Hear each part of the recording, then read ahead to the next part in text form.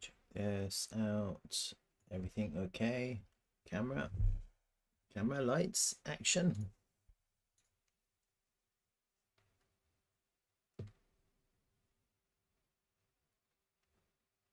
Okay, that's fine.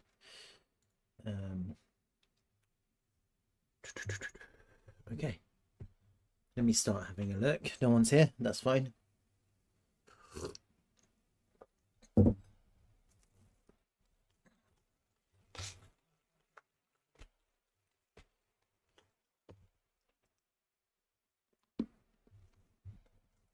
Legendary trader Peter Brandt reveals epic 344% Bitcoin price growth prediction.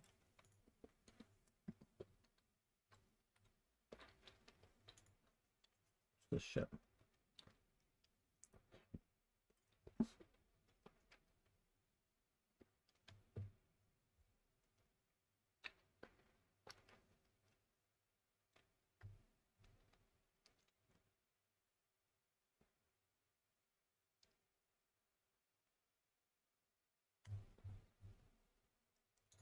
Rubbish.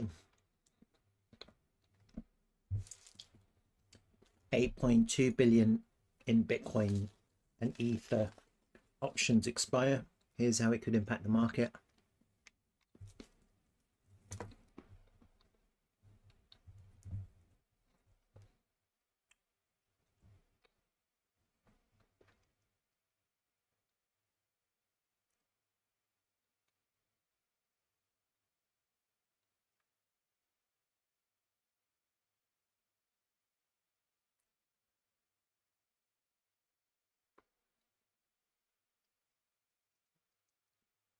According to debit data, the put call ratio for expired Bitcoin options is 0.61.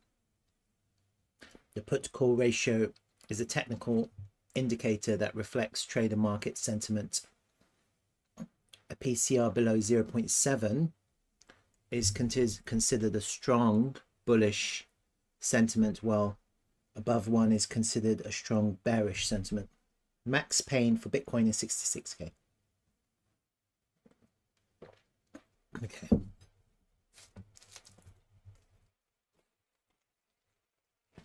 66k, max pain.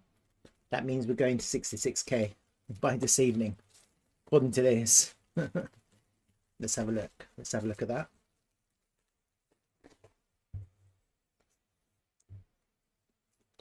Max pain.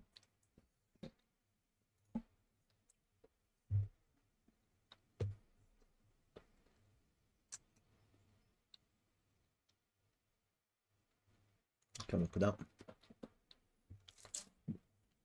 Crypto Quant founder and CEO Hee Yong-ju has highlighted a striking similarity between current Bitcoin market activity and the activity seen in mid-2020. In a post on May the 31st, his findings revealed comparatively high on-chain activity and a sharp spike in Bitcoin accumulation echoing 2020's accumulation phase, which led to Bitcoin surging to 26k by April.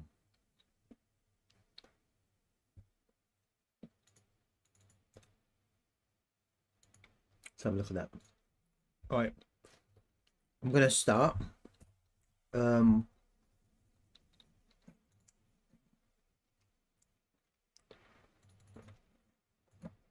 Let's just hide everything first.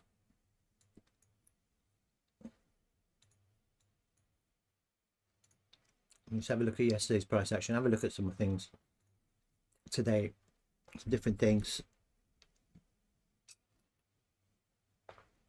It's an important monthly candle which we're going to be printing today. This is it. If I go to the index, we can have a look historically. We can have a look together at historic monthly candles and just see if there's any similarities with the previous price action. So what are we looking at this month? We're looking at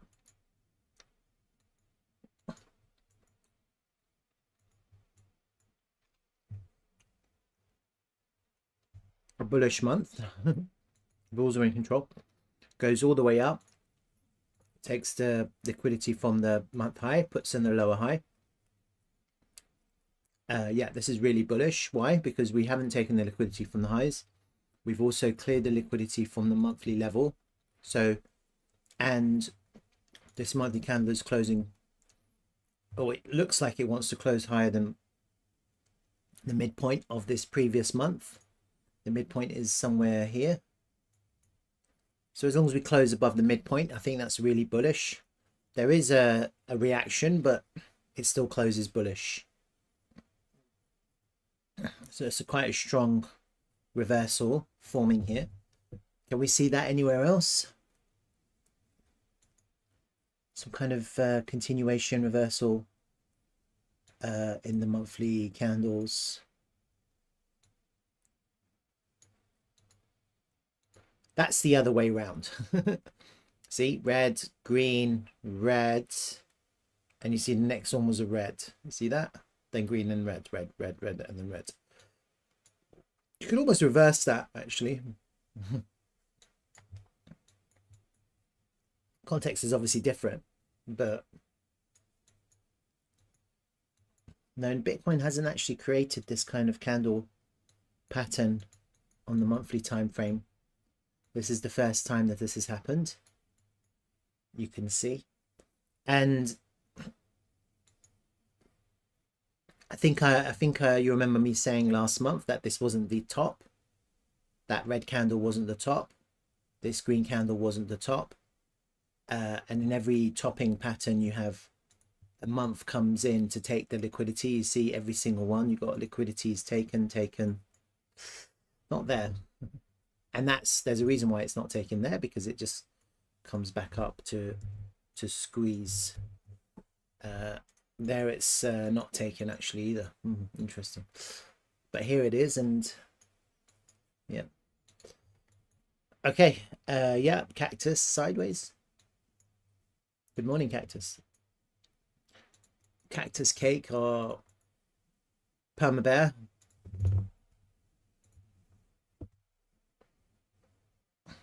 I think this is really bullish. Yeah, I mean, you know, it's not enough to just say this is bullish, or I think. The reason why is because we have cleared the liquidity from the lows. We haven't cleared the liquidity from the highs.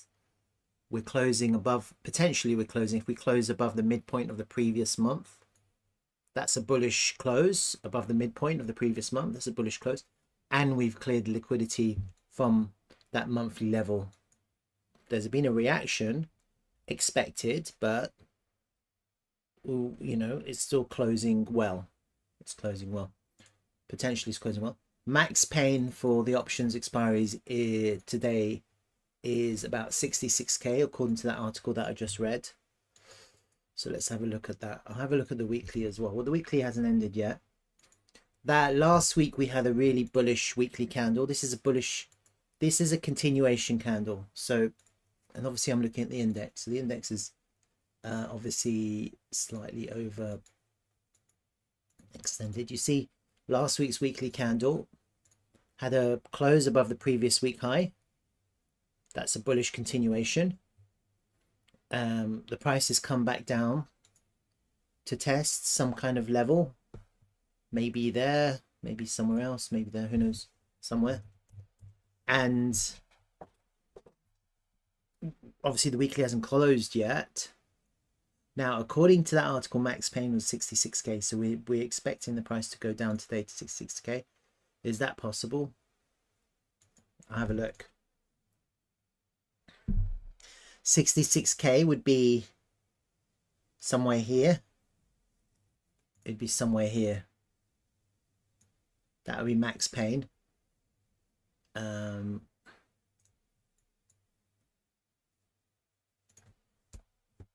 For options expiries.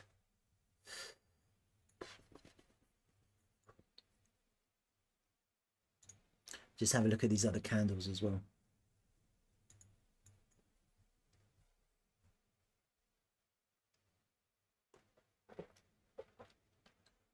It's this one's interesting because we have a 3-day candle, and this 3-day candle has basically held the price. It's been in the lows respectively, but in effect all these other candles are inside candles of this 3-day candles controlling the price.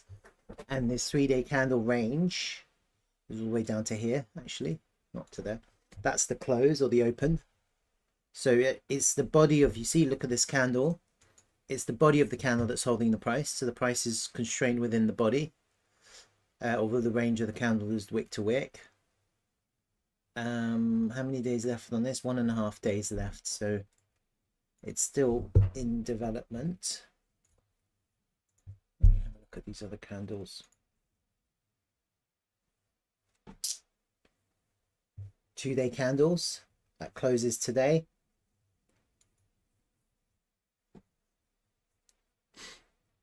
It's quite a bearish reversal, but this is the bearish reversal is potentially invalidated if this closes green. Again, we're looking at an inside candle. This one's slightly different. This is the body of this 2-day candle. That's kind of controlling the price action. Everything is an inside candle on that 2-day candle.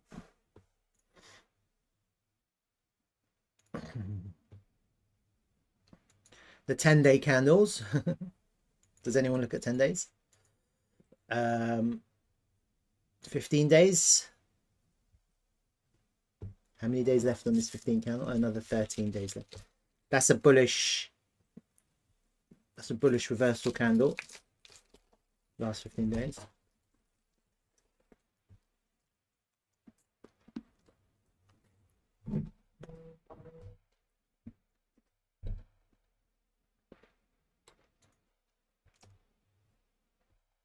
Mm. 2 weeks. So look for 2 months.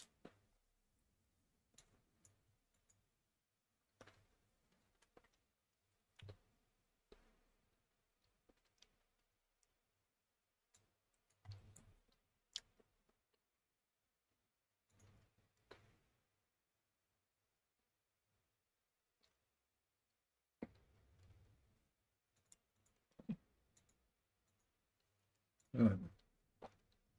It's good to have a look at candles. I like them. I'm going to go back to the index because I just want to have a look at this CCI.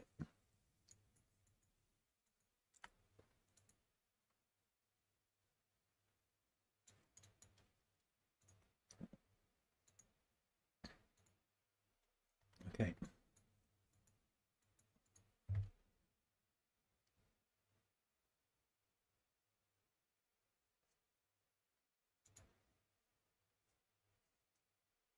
Look at these, my indicator, CCI. I love the CCI. Doesn't always help, but it does sometimes help.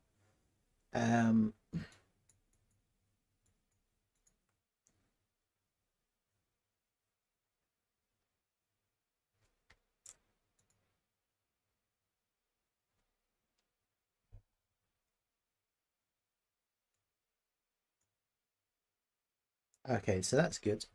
This is interesting. You see here you've got some kind of flat trend line on the CCI. Came underneath it, a little bit of a fake out, and was come back above. Where did that happen? Look at the price. You can match it up here.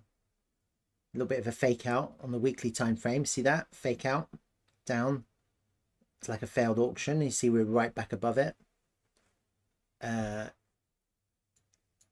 It's not you don't trade the CCI, but it can keep you in the trade. It can help you stay in the trade for longer, or it can help you get out of a trade if it's giving you a signal. On this whole kind of move, you see the CCI, there's like a trend line there. That's the trend line break. The break actually happened on this candle here. That was the break. And we're just kind of consolidating now.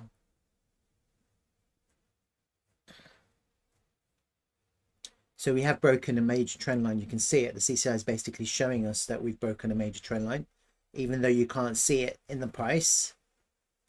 Probably I can probably see, I can probably show you. It looks like it's like this with a little fake out there. That's the trend. That kind of matches up with the CCI a little bit. You see that? And down here there was a really bullish, there was really bullish divergences here on the CCI. Look, higher lows, lower lows. Now we have a trend line break.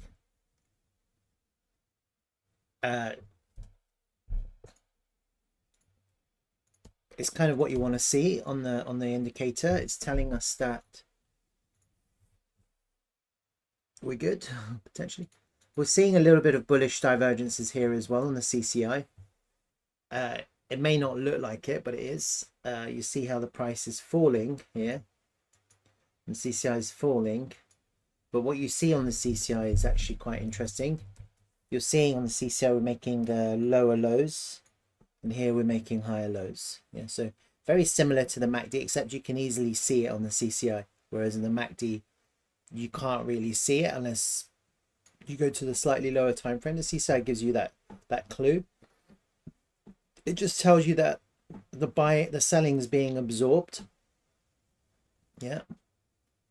It is leading, so this doesn't mean it's hasn't come to an end yet. It could continue.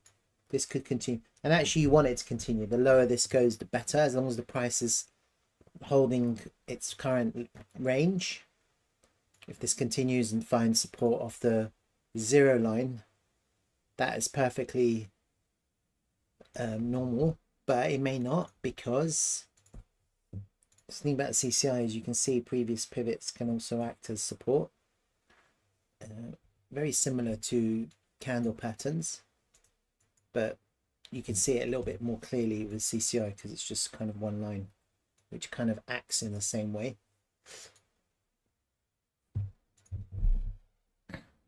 And this is quite bullish as well, you see that?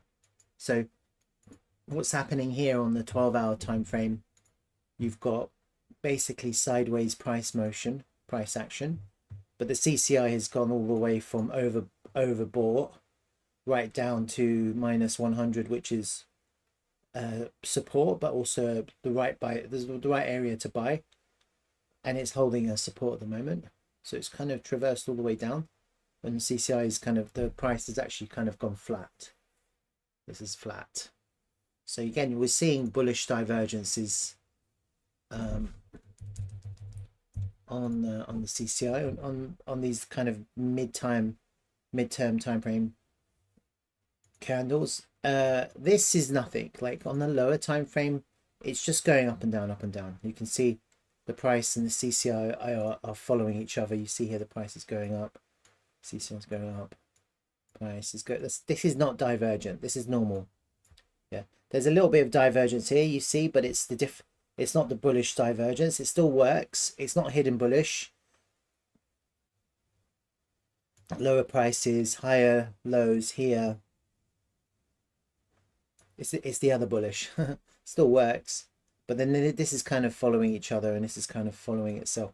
That's when there's no divergence in this between the price and the CCI. All right, so I've kind of had a look at everything on my indicator. It's good to kind of get an overview of that because it does help. I could look at some other indicators as well to see what I'm not like an expert in other indicators. That's the problem.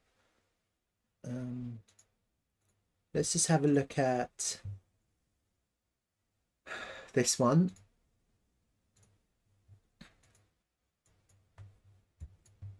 This is my indicator that I use. It's level L, level L. See, by in silico. It basically tells you exhaustion levels based on market buying, market selling. Again, I'm looking at the index. Probably I'm going to go and have a look at back to buy bet, inverse perpetuals. Let's just have a look at this indicator. It's up.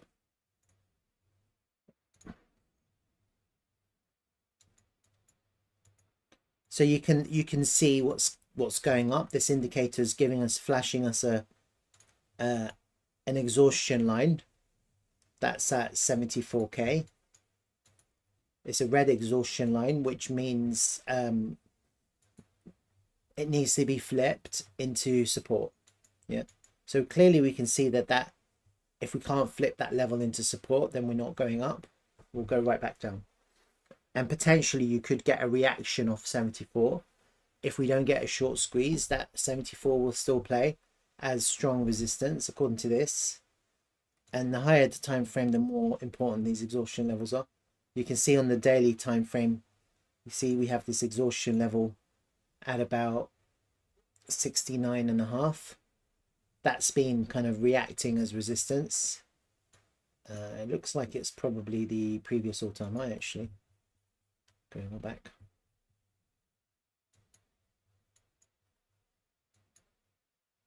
Yeah, looks like it. And you can see you've got these white exhaustion levels. These are the buy ones. The red ones are the sell ones. It means the buyers are being exhausted with the red ones, and then the white ones are the sellers are being exhausted. If you get a situation with these levels where the price hugs it, oh yeah, it doesn't know. It could break through, but it doesn't. Let's have a look. Really, 74k is the level to beat. We flip 74k or 73.5. Let me see if there's any kind of, where's the nearest support? That's what I'm interested in, the nearest support level. According to this, it's 60k. Do we get here? This is it. So this is the first support level on the lower time frame. It's 67k. See that? Any closer ones? So I think according to this indicator, 67k is our closest lower time frame support area. Yeah, just based on this indicator. And somewhere between 70 and 74k is our resistance area. All right, that's interesting. It's good to see these things. Let me have a look at the Bollinger Bands. Just have a look and see what they're. This is quite interesting. So you see on the daily time frame, we're holding the midpoint. And something you got to like bear in mind when it comes to expansive moves or kind of potentially parabolic moves is that you have to hold the midpoint as support before we have a kind of expansive crazy move. Yeah, you have to. It's really important. People don't realize that. You can't, you can rarely do you, I don't really see it. I haven't really seen it. Rarely do you go from the bottom of the Bollinger Band to some kind of expansive move. I haven't really seen it. I look potentially here, but you see this is barely expansive. You know, it just kind of goes up to the highs and then comes right back down. And so you got to be very kind of careful if you suddenly expand with a the launch pad being the bottom of the Bollinger Band. It's not the right place. The launch pad has to be the midpoint of on all time frames. So if you're contemplating or if you're looking at the monthly time frame, yeah, you really want the monthly 20, i.e. the midpoint, to be your launch pad, your launch place. Although here you can see we kind of did start at the bottom, but I mean, to go all the way down there, I mean, you never know. You never know. It is possible, but I mean, I think probably the weekly is more important. Look at the last bull market. This is the last bull market. Look at this. So this is from the bottom. You see it kind of went up and it got stuck, and it had to come back down to find support on the midpoint of the weekly Bollinger Band before it exploded, before you had this kind of explosive move. That was how it happened before. And if you have a look again at the index, so we get more kind of historic data, let's look at this move here back in 2016. You see, when you start from the bottom, you can't, is limited how far you can go, but you have to come back into the midpoint, find support in the midpoint. As long as the midpoint holds, and as long as it holds, as long as it holds, as long as it holds, you know, you could continue to go up all the way up until you finally have a break and a back test, and then you're down. Okay, so it's just observations really right now, just to kind of give us a clue as to what we should expect. And now you can see on our current price action going up, resistance, but coming down, test. Now it went up and lost it, came up, that's the test, and here's the test. And so we are holding the weekly midpoint. You can clearly see it. We've held it once, twice. In this bull run, we didn't really need to test it. We just kind of tested it for one extended period and then exploded. Here we're bouncing, bounce, bounce. So that one is very similar to this one, where you're kind of bouncing. We're on bounce 2 right now, so 1, maybe 2. So potentially we're here. If you're looking at the previous bull market, potentially we're here underneath the previous all-time high, kind of at the weekly midpoint. We've come away from it now slightly. So we're here. We're actually here potentially.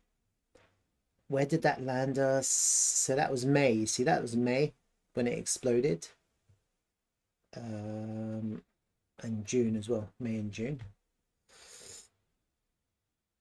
That's kind of what I'm thinking. I'm thinking we're here, just underneath the previous all-time high. We've had a little kind of reaction from the midpoint of this weekly Bollinger Band, and from kind of that area to the high, that's went up too much. I'm not expecting that.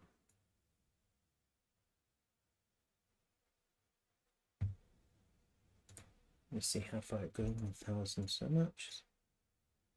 I'm not expecting that. All right, I mean, I like to have a look at this stuff just to kind of get an overview of what's going on. I'm going to take a very short 2-minute break just because I need to use the restroom, and then I'll just continue with Bitcoin as I come back. Right, be right back.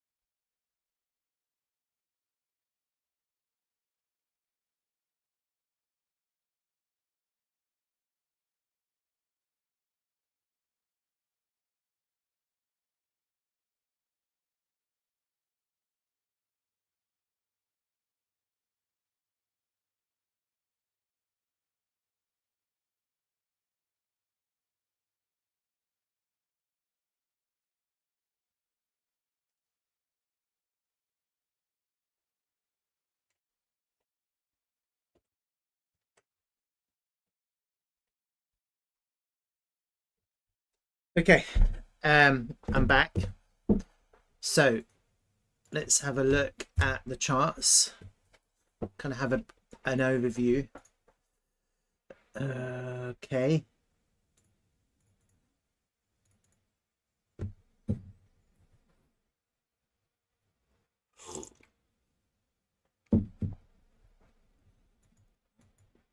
One, two, three, four, five. One, two, three, five.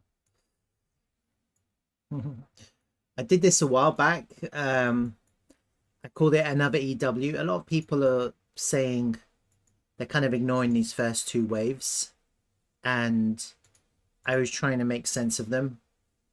And I think I came up with an idea from 0 to 1 to 2. Potentially then in that situation we're in the 3, and we're potentially in the 3 of 3. If this is correct, last bull market was the 1 of 3, then we had the bear market, and now we're in the 3 of 3. So the 3 of 3 should be the most impulsive wave. Should be. And so that's the question. Gary's here. Cactus Cake is here. Wife's birthday today. Happy birthday, Gary's wife, Mrs. Hardy. Just popped in to say hi. Look forward to the clips later. Scaled in. I'm in long, all set for the moon. Yeah, that's good. Well done, Gary. Just make sure it's looking good right now, isn't it? It's kind of looking a little bit strong. So I'm in a long position here. I'm 1/4 in. Yeah. The reason why I'm 1/4 in is I don't mind buying as we go up, but I just want to see confirmation of strength. So every time I see a real kind of strength, I will buy. And obviously the reason why I'm 1/4 in is because my invalidation is here. Yeah. So that's how much I'm prepared to lose. And then obviously if for some reason we do go down, I'll obviously prefer to improve my position. That's my hard invalidation. I am willing to lose X amount if we go lower there, because that would invalidate this whole 5 waves, and that would look really bearish if we were to go down like that. You could still impulse again, and so you just have to bear that in mind. If for some reason you get invalidated, it would invalidate that move. You could possibly impulse again, but you'd have to see that happen. You wouldn't just, it would be hopium in a sense. You'd have to wait for confirmation. It would be it's a tricky one, but that would invalidate this. Obviously this idea that I had isn't exactly what I was thinking, so I'm gonna have to update that, and I will. Okay, so I'll create a clip for Slerf. I'm just kind of doing an overview now. So happy birthday, Mrs. Hardy. And we'll catch you later. Thank you for joining. All right, so let's go back to Bitcoin. So I've been looking at some kind of higher time frame, a different Elliott wave idea that I have, and this is very speculative. As always, I say speculative. Entertainment value, really. I haven't seen anyone do it like this yet, and therefore that's why I'm interested to see whether it is correct or not, and time will tell. It's very subjective, Elliott waves. I've actually seen people ignore the first 2 and start here, and then they say that's 1, 2, and we're in that was the last market was the 3, and this is the 5, so we're coming to the end of the first big wave. I've seen people say that. I'm more inclined to think this might be right, but I don't know. And again, it'd be interesting to see how this next bear market correction is, because if we are in some kind of super cycle, then you would expect some kind of flat correction for the next bear market. That's what I'm thinking. I'm thinking we could actually, just like gold, and so if you look at gold after the ETFs were launched, so that's quite interesting too, to have a look at gold. And the ETF was launched in 2008. Where was it?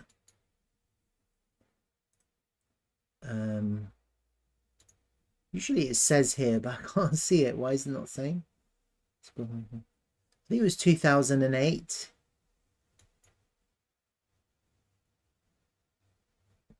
Let me search for gold. Gold ETF launch. Oh, 2004. November 18, 2004. There you go. So if you go back to 2004 and have a look at gold and see how that impacted the price, November, you see that?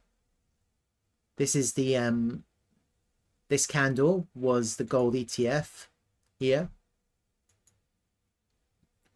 and it went up, it went down, it went up, it went down, and basically according to this, it bottomed out 26 weeks after it launched in May. Surprisingly in May. Yeah, so maybe there's some kind of similarity with May being the bottom. If you look at gold, it doesn't really matter when the ETF launched. If you look, you see that May was the bottom for the gold price after the ETF launched. And so in as far as gold is concerned, it launched in November. Bitcoin launched in January. And May bottomed out, gold bottomed out. And then June up and down, July up, down, up, down. And we basically never really went down again. Yeah. And so while there was some kind of impulsive move, you can see there's some kind of impulsive move in the next 2 years. And this correction was very flat. Yeah. So you had an impulsive move and then you had some kind of higher time frame bullish flat correction, which lasted another year before we saw another leg up, another impulsive move up, a little back test, and it just continued. Yeah, I do kind of have the same kind of feeling about Bitcoin. I really do. I do feel that there's no reason why Bitcoin won't behave in a similar manner. Yeah, and so while I think we probably will see an impulsive move, I also think possibly in the next bear market we could see some kind of bullish flatter correction. Historically, when you look at Bitcoin, we haven't really had flat higher time frame flat corrections, have we? When you're looking at Bitcoin, how many of the how much of the how of all of this previous price action, and this is the higher time frame. I'm going to go to the monthly time frame. Let me hide my Elliott waves. You're looking at this. Are any of these corrections flat? They're quite, they're quite deep. They're all quite deep. You could argue that's kind of flat, but it isn't really, is it? Pull back 80%. It's kind of a zigzag. That's a zigzag. Zigzag. What's this one here? Again, zigzag. That's 5 waves, really. That's a 5-wave triangle. That's what it looks like. Zigzag. So the corrections, the high time frame corrections have been quite deep, all of them. And I think that's what people are used to. So I'm actually thinking to myself, we're ready for something different. Yeah, everything's been different this market. I think the game changer is obviously the ETFs. That's a game changer. Doesn't matter how bearish you are on Bitcoin today, tomorrow, or next week, or next month. The reality is that those ETFs are a higher time frame game changer. There's no question about that. No question. If you see when the ETFs launch, look at this price action now. They launched in January. The price was at 42, 46, 47. And, look at where we are now. We're up at 70. So you can't say that that the ETFs haven't impacted the price. We're back at the highs. That's bullish. Back at the highs. That's bullish. Back at the highs. And what are we looking at here on the higher time frame? We're clearly looking at a V-shaped recovery. Yeah, that's a V-shaped recovery. Now the question is, how does this continue? Do we normal V-shapes would be like this. This is what people are expecting. Some kind of return to the 50% mark of this price action. That would take us down to here at 33k. That's kind of what you would expect with a typical V-shape, but we're talking about monthly candles. You'd expect quite a bearish push down for the next few months. Yeah. And your target then would be 33k. Maybe we're going to be experiencing something else. And the more bullish V-shaped recovery, the really bullish one, which is actually kind of what I have in mind right now, is where we kind of expand and then we come back to test the neckline for some kind of really crazy explosion. That's what I have in my mind right now. Yeah, I have that in my mind. Potentially timing wise, I'm obviously thinking, I am thinking we go up. I'm thinking I want to see what happens when we squeeze up first. If we manage to squeeze up like that, then for this V kind of higher time frame V to be in play, you'd want to just come back down to back test the neckline, hold support, and that's when you're going to get the next impulsive move, which will be your wave 5, your final wave of this move. It will look really bullish if that was to happen, and it's basically what you're looking at potentially is something like that, like a continuation of this, you know, isn't it? Can't really tell exactly, like something like that, some kind of really steep channel, push up, come back, and then we have one more push up. Okay, and then when the bull market is over, this time I don't think I'm looking for this kind of drawdown. Yeah, this time I think possibly our next bear market will be something like that, some kind of flat A, B, C, D, E, some kind of, I don't know, WXY, something flat here. And, you know, if we're lucky, and this is if we're lucky, we might even, you know, can you imagine if we get an extended flat correction on the higher time frame in the next bear market? So the bear market, instead of getting a zigzag, a deep correction, you know, you go down and you get up, it's going to put people off it. And, you know, you have an extended flat for the next bear market, like something like that.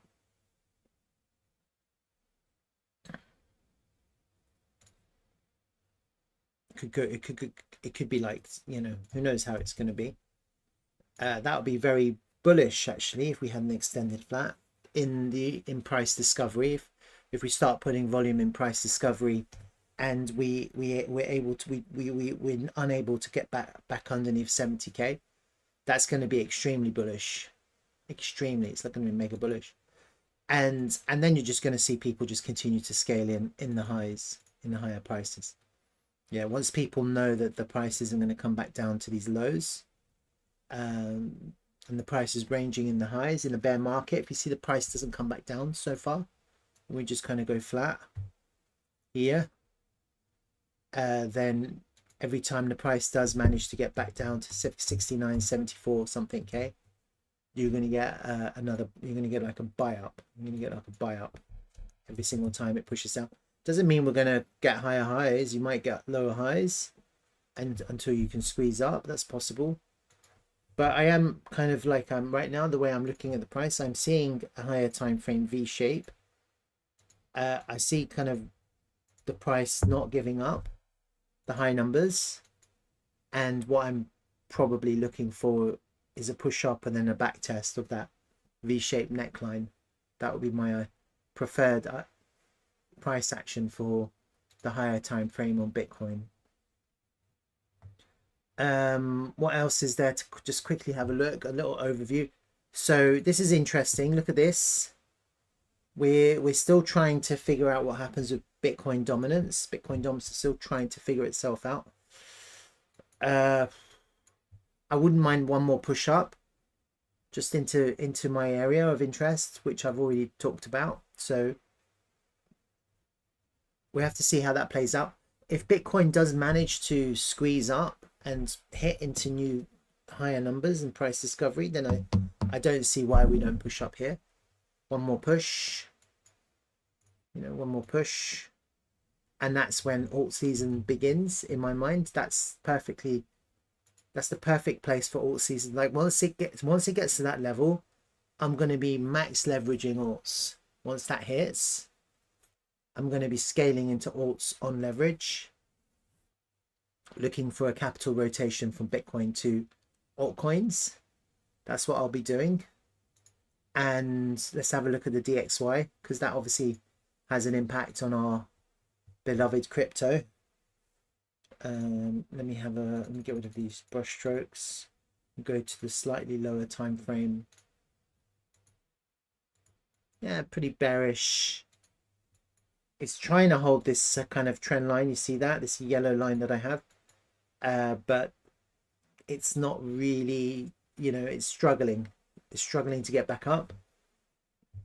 If we kind of take out this pivot low now here, that will look quite bearish.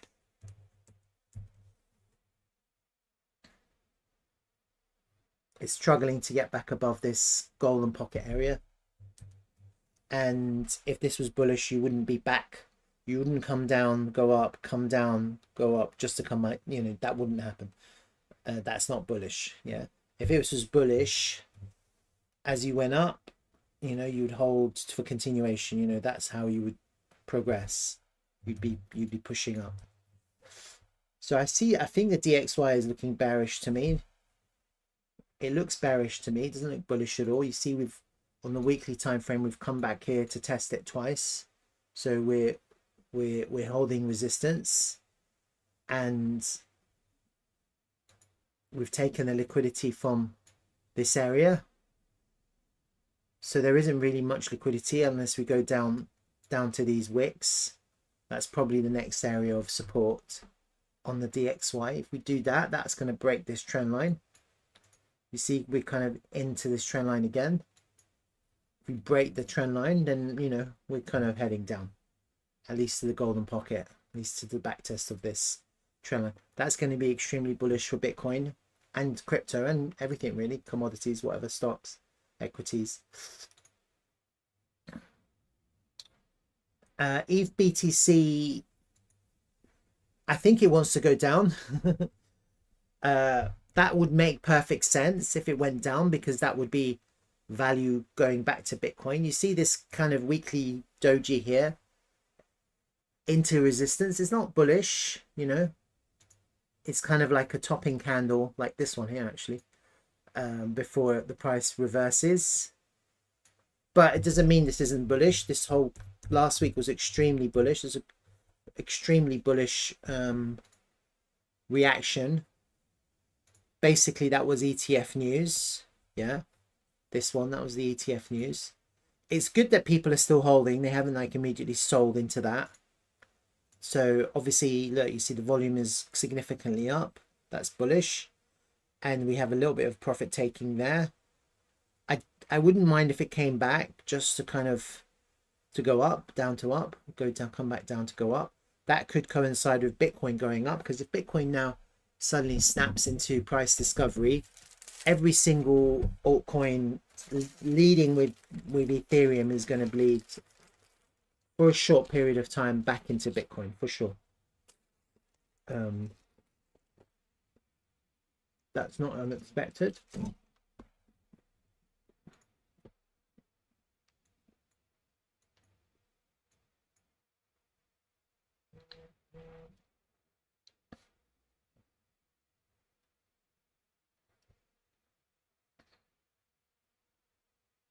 This is looking quite bullish now.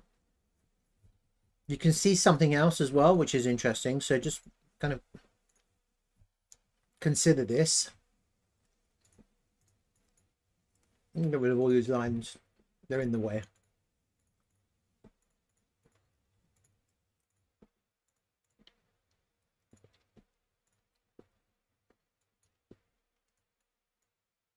What you have here is a higher high on the weekly time frame. You see you got lower lows here. Lower low.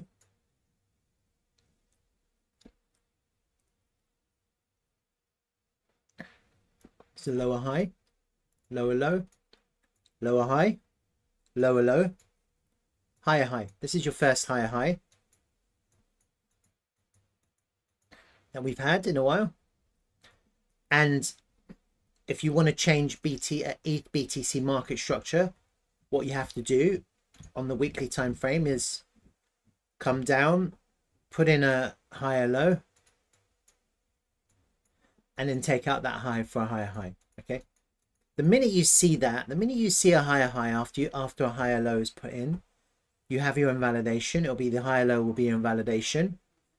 And effectively what you're expecting or not expecting is you're not expecting us to put in a higher high and then go down like that. You're not expecting that anymore.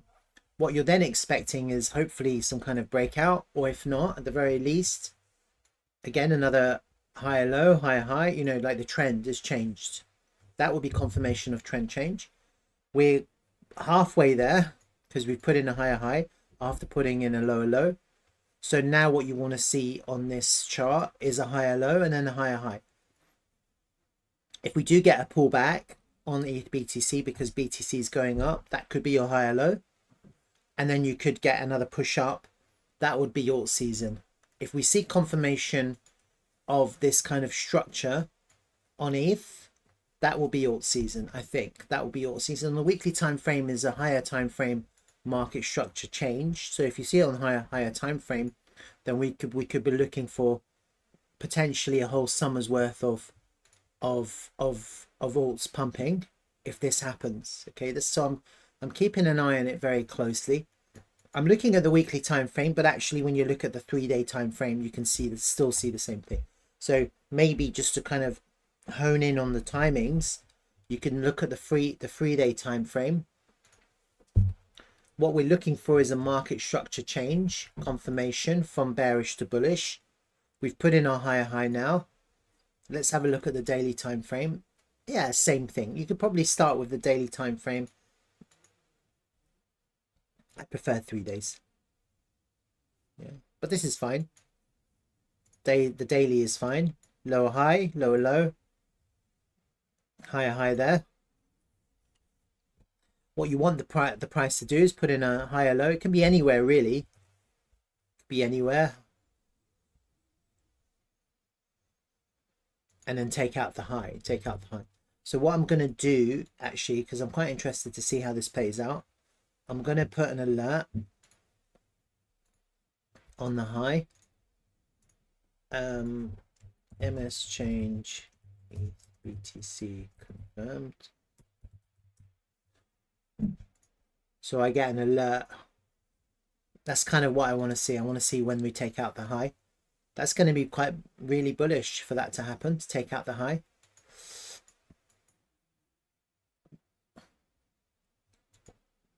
I mean, potentially on the daily time frame, you already have a market structure change. Look, higher high, higher low, higher high. As long as you don't take out these lows here, this one here, you know, we could, you know, and then this is actually going to be a bit more prolonged. So actually, that's not the higher high. It could be much higher. So I think ETH BTC is ready to explode. Actually, it looks like it, and we have to see what happens. That's ETH. Let's have a look at the total market cap. It's kind of holding, it's kind of similar to Bitcoin, isn't it? Very similar to Bitcoin. If I was to compare it to Bitcoin,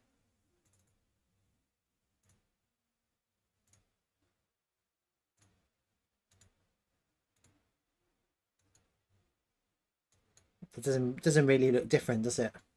So it basically the same idea applies that I've drawn here. Look, see, it's the same. Just hold that and go up. So they're very similar. There's nothing to report here. There's nothing new.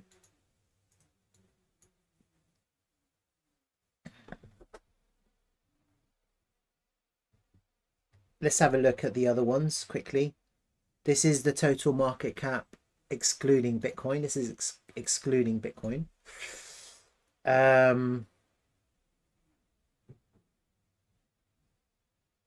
It's very similar. Same thing, really. This was, you see here, Bitcoin went and took out the lows here. This one didn't. It did initially in the first instance, and then the second time it held a higher low. Here you see Bitcoin held the higher low and then it took out the low. That's the only difference that I can really see.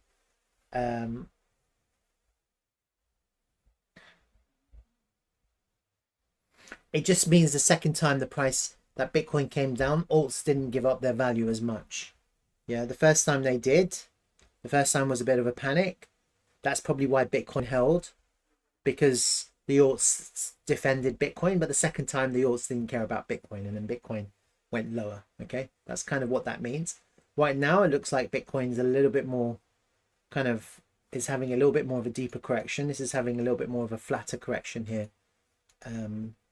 This is kind of more, a little bit deeper.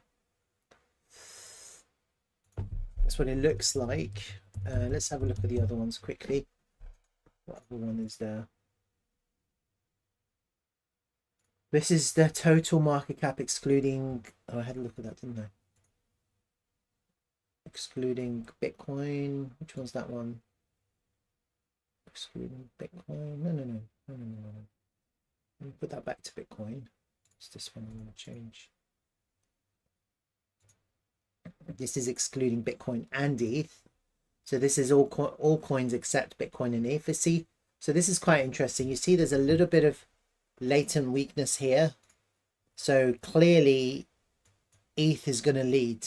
Yeah, this is excluding Bitcoin and ETH. You can see Bitcoin is much stronger here than the crypto market cap excluding Bitcoin and ETH. So clearly ETH is going to lead. So this is just telling me that ETH is obviously much stronger right now than the rest of the altcoins. It doesn't look like it, but it is. This is what this is saying. And that's usually what happens with alt season. ETH leads. And then there's another one here. Look at others. So others is excludes the top 10. Yeah, it's basically literally every shitcoin on the planet. And again, look, you see that it's in comparison to Bitcoin, it's not as strong. It's still holding this lower pivot, so it's still holding support, some kind of support level, but it's not as strong. Okay, that's because these shitcoins will follow. The market cap on others is quite small. It sees 281 billion. It's very small. That's basically less than the whole of ETH could buy up all of the rest of the crypto market cap, excluding the top 10. But you know, if Bitcoin rallies, then you're going to get a capital rotation, which is what we're kind of looking for. Let me have a look at USDT dominance. Again, I'm comparing it all to Bitcoin. I'm looking at the 3-day time frame at the moment. I've got a lot of drawings here. Let me get rid of some of them. These last ones, okay. So we had this kind of triangle breakout. It kind of completed an ABCDE. Prices come back.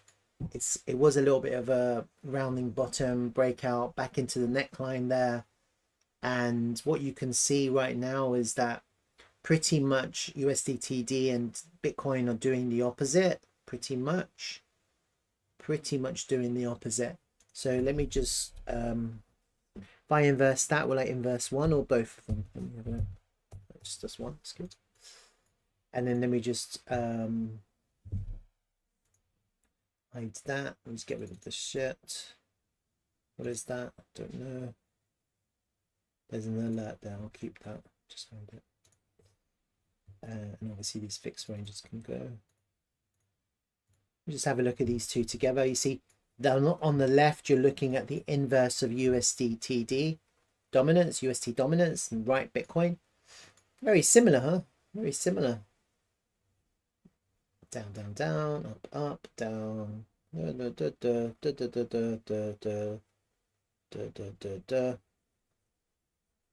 Very similar charts in reverse. Are there any clues? Can we find out? Can we discover anything? Well, they're pretty much doing the same thing, you see. If that holds, you know, let's go that way. How is it in? Yeah, you see, that was the ABC pair. So there wasn't, you see here on USDTD, you could clearly see this triangle. On Bitcoin, you couldn't. Yeah, Bitcoin had a little bit of a fake out. Actually, that's the triangle there. See here, USDTD didn't fake out. It kind of came perfectly into the triangle here. Bitcoin overpumped right there. You had a breakdown on USDTD after this triangle broke out. That was your clue, because when it happened on Bitcoin, it happened a little bit later. And then that pushed all the way down to the bottom of the triangle there. Yeah. So there is actually USDTD is giving us better information when it comes to the extent of the price action. And obviously here you see this made a low, this made a high, very similar. And then the price came right back up, it came back down. You see USDTD, you've got, here you got a red green candle, here you got two green candles. That's a clue, because that's that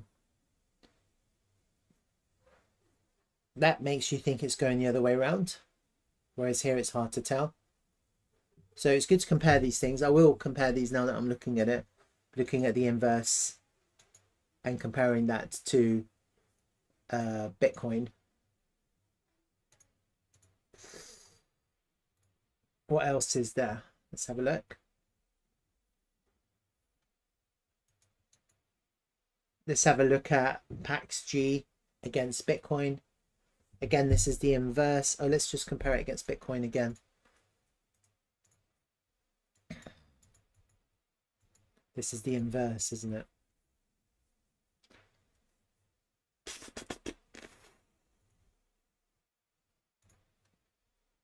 Let's just get rid of these drawings now. This one's, what are they? Get rid of those now. Rubbish.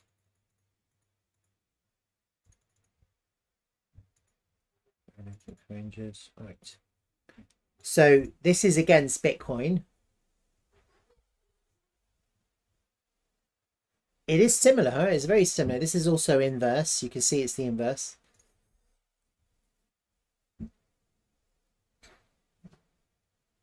See, there's a breakout. This is like a trend line breakout here. It's pushing up, and now we're in consolidation. So this is the inverse.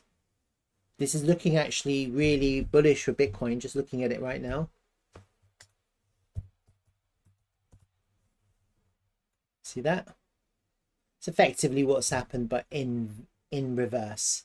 And basically the trend line now that I'm looking at, which is very clearly obvious on every other chart except Bitcoin, is this one. That's the trend line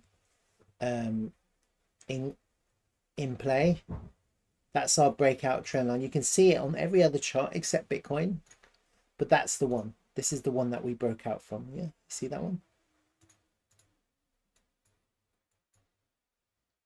It's a very important trend line, and I don't expect the price to come underneath that trend line, to be honest with you. Just looking at it now in context with every other chart, I'm not expecting us to come back underneath that trend line in any kind of meaningful way. It wouldn't make any sense. That's the one that matters. It's good that we spotted that together.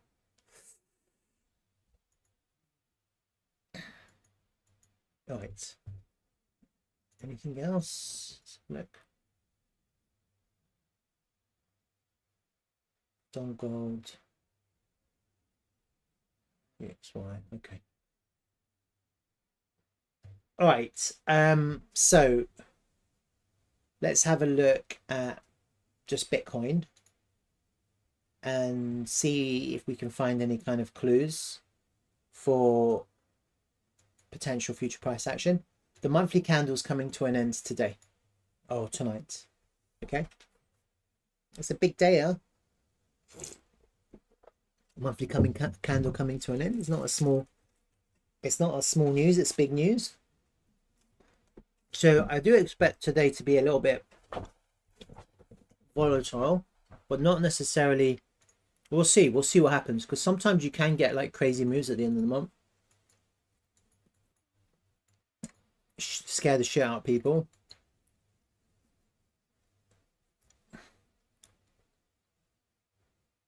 So this is what I want to do. I do this sometimes. I'm going to look at the volume from the 2 months, this month and last month. Okay. Just do, when I do that, I do this on these bars, just simply because it's easier to see the volume. And then I'm also going to do the fib retracement on the previous month, only the body. Okay. I'm doing a couple of exercises here.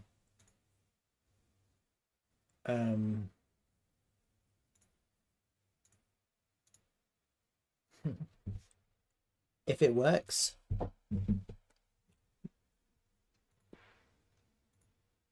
Tim, you're still here. It's been a big week, big week. I'm up gazillions. Oh, Tim, welcome. Sorry, I was thinking Tim and Cactus. You've got the funniest names. Cactus Cake, Tim the Chin. Well, if you're up gazillions, then congratulations. Hopefully you'll be up more. Okay, so I've just done a volume range pull on the previous month and this current month. Okay, and then the other thing I'm going to do, I do this sometimes. It's like it's interesting to see month by month data.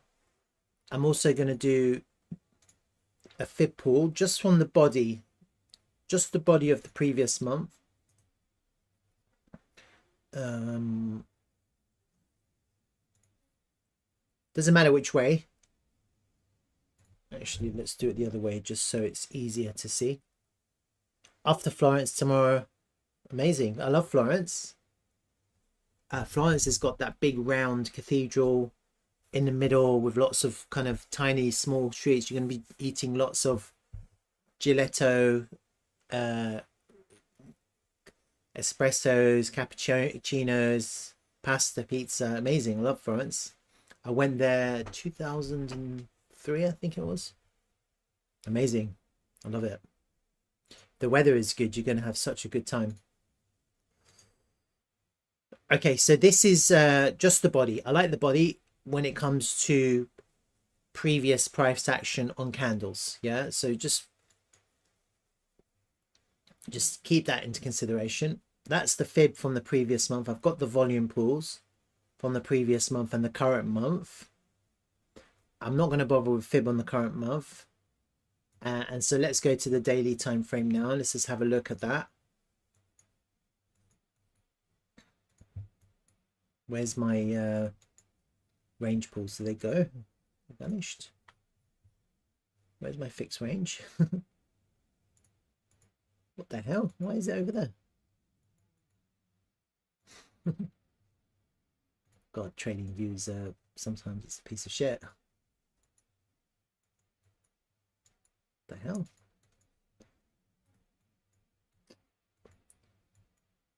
I have literally no idea what's going on. Trading view is bugged out.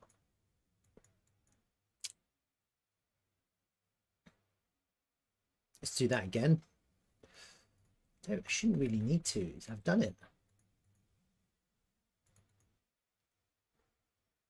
There it is.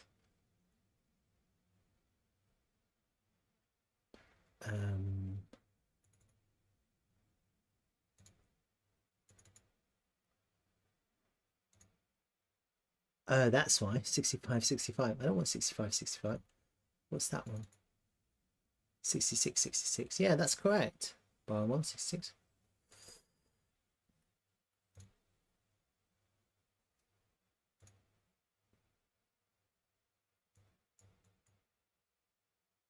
All right, let me just do it like this. This is shit. I don't know what's going on. Probably best to just do it. Shouldn't do that. Probably best to just do it by days then. So I'll just do it by days. That's fine. So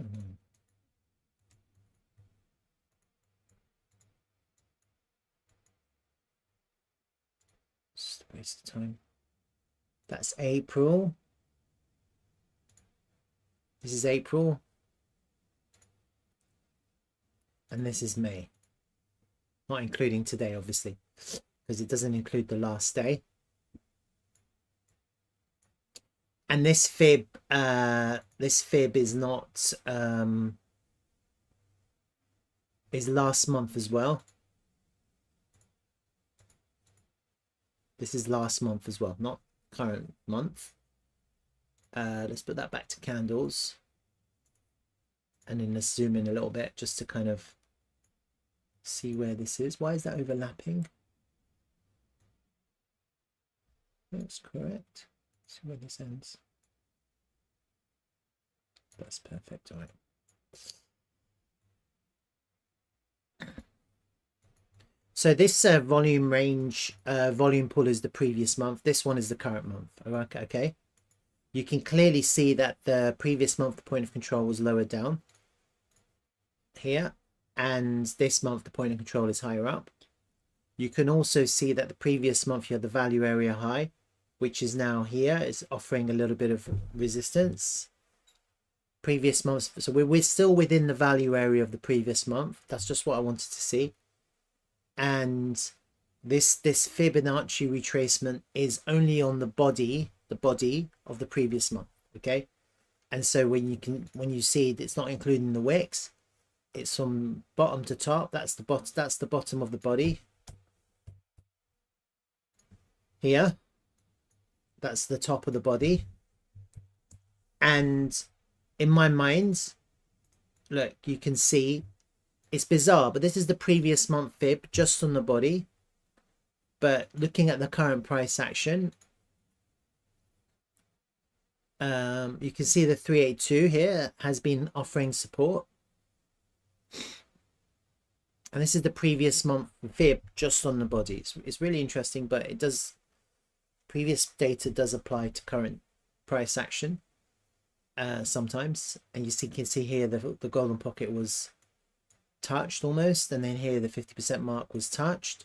Each time those were front run, and here we're holding support and we're into resistance. Yeah, so that's kind of where the price is. I think that if this month closes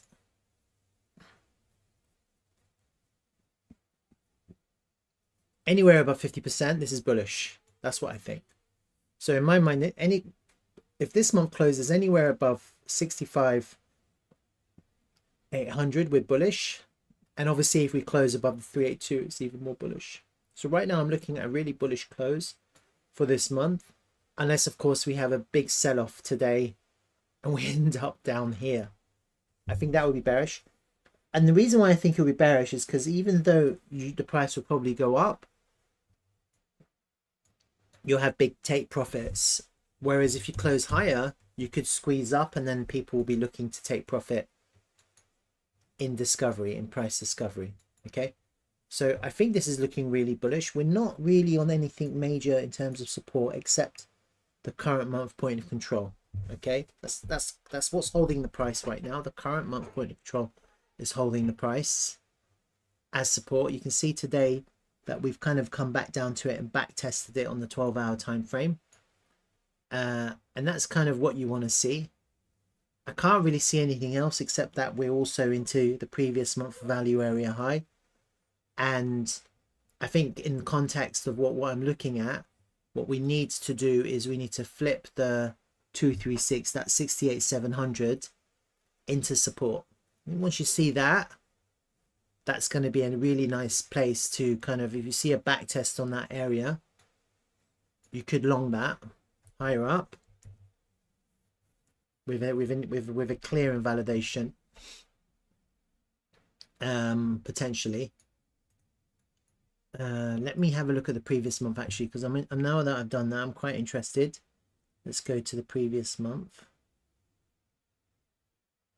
Here.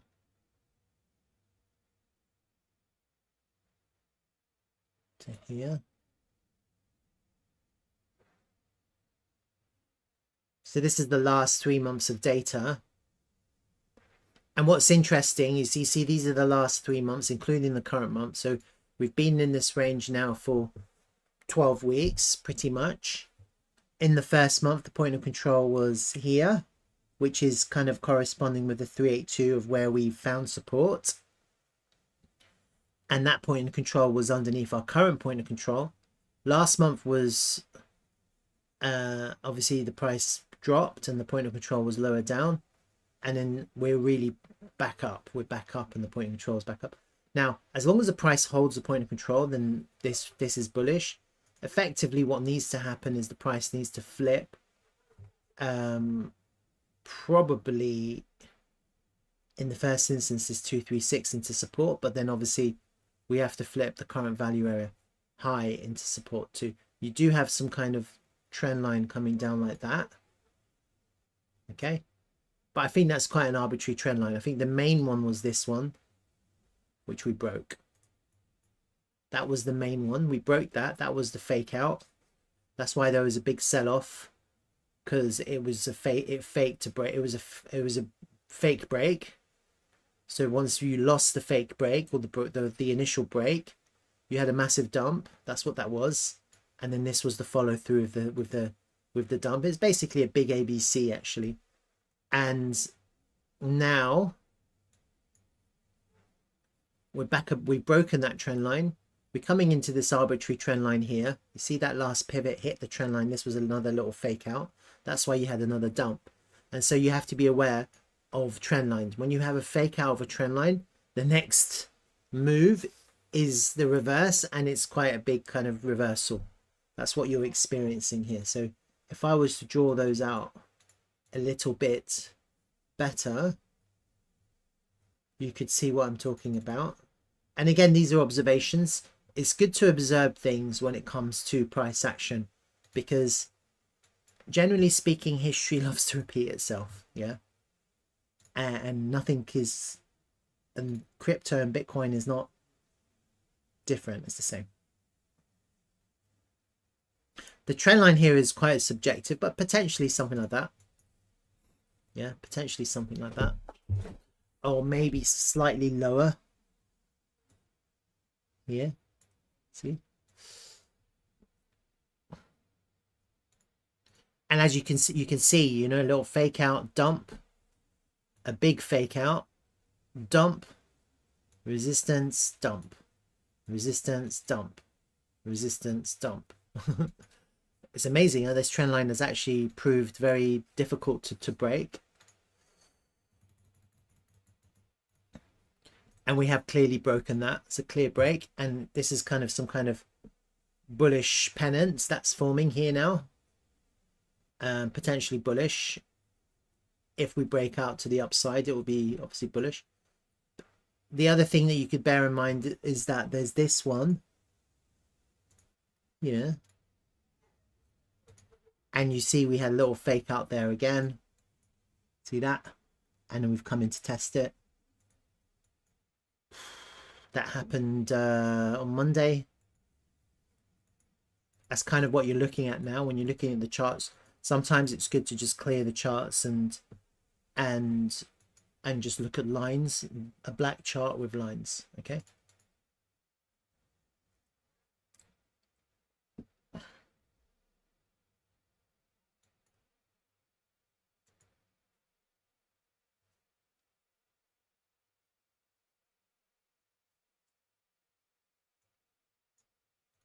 Let me keep those lines and then have a look at what's going on also. Okay. All right, so let's just do my kind of usual analysis right now. Let me look at that. Nope. Look at that.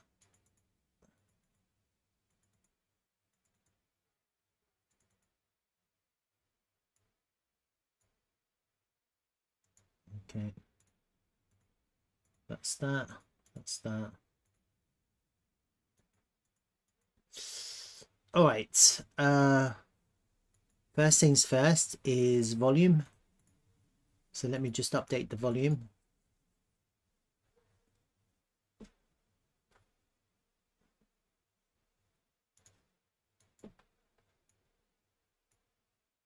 Actually, I'm going to take a 2-minute break, then I'm going to continue my Bitcoin analysis. Sorry, 2-minute break. Continue BTC analysis. Sorry.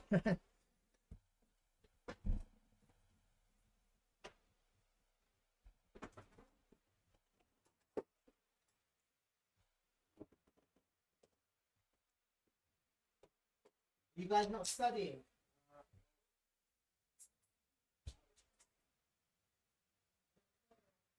What? What's the guest here?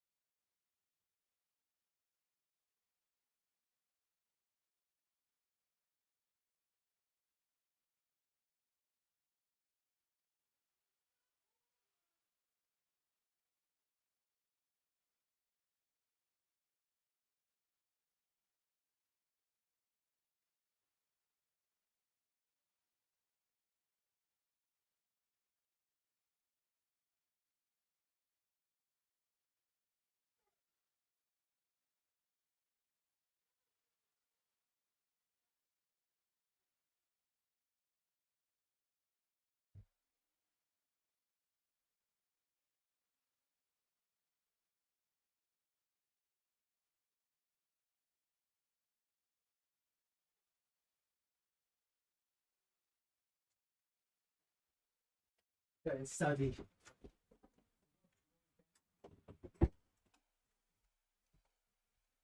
All right, sorry, I'm back. Craig Shot, good afternoon. I'm well. How are you?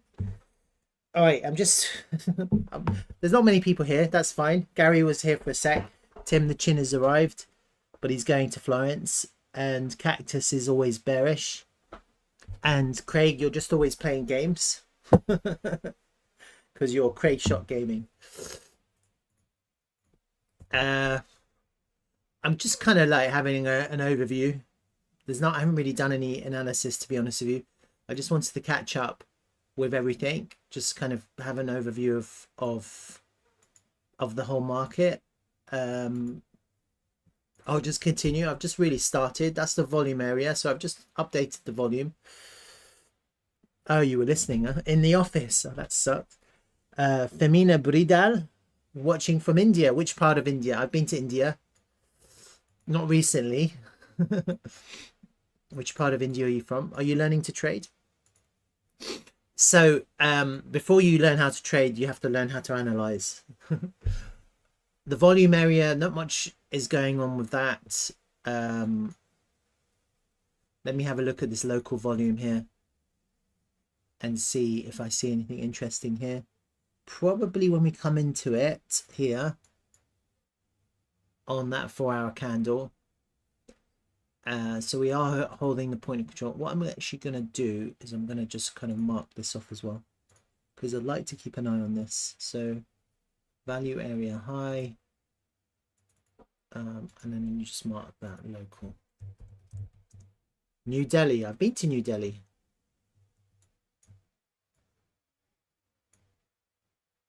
That's the local VA value area low. And then this is the local point of control.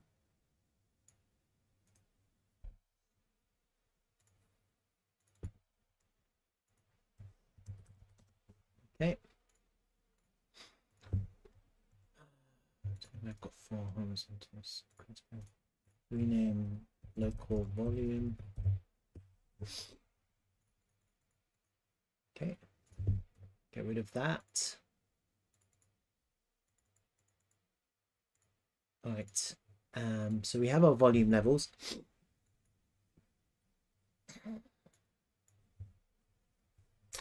Let's have a look at the higher time frame levels. Let's just see if there's anything interesting here. Let me pull my higher time frame levels up.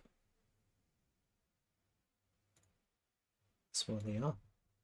So we have a monthly, it's a wash more monthly level there. That's washed. And then we've got a nice new one here. If this candle is green, which I expect it to be green.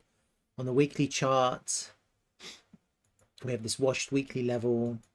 It's quite low down, so I'm probably just going to ignore it. Now, you've got this weekly level there, and you've got that washed weekly level there. So that's been washed as well. So that's a wash monthly, wash weekly. There's no other kind of relevant levels on the weekly time frame.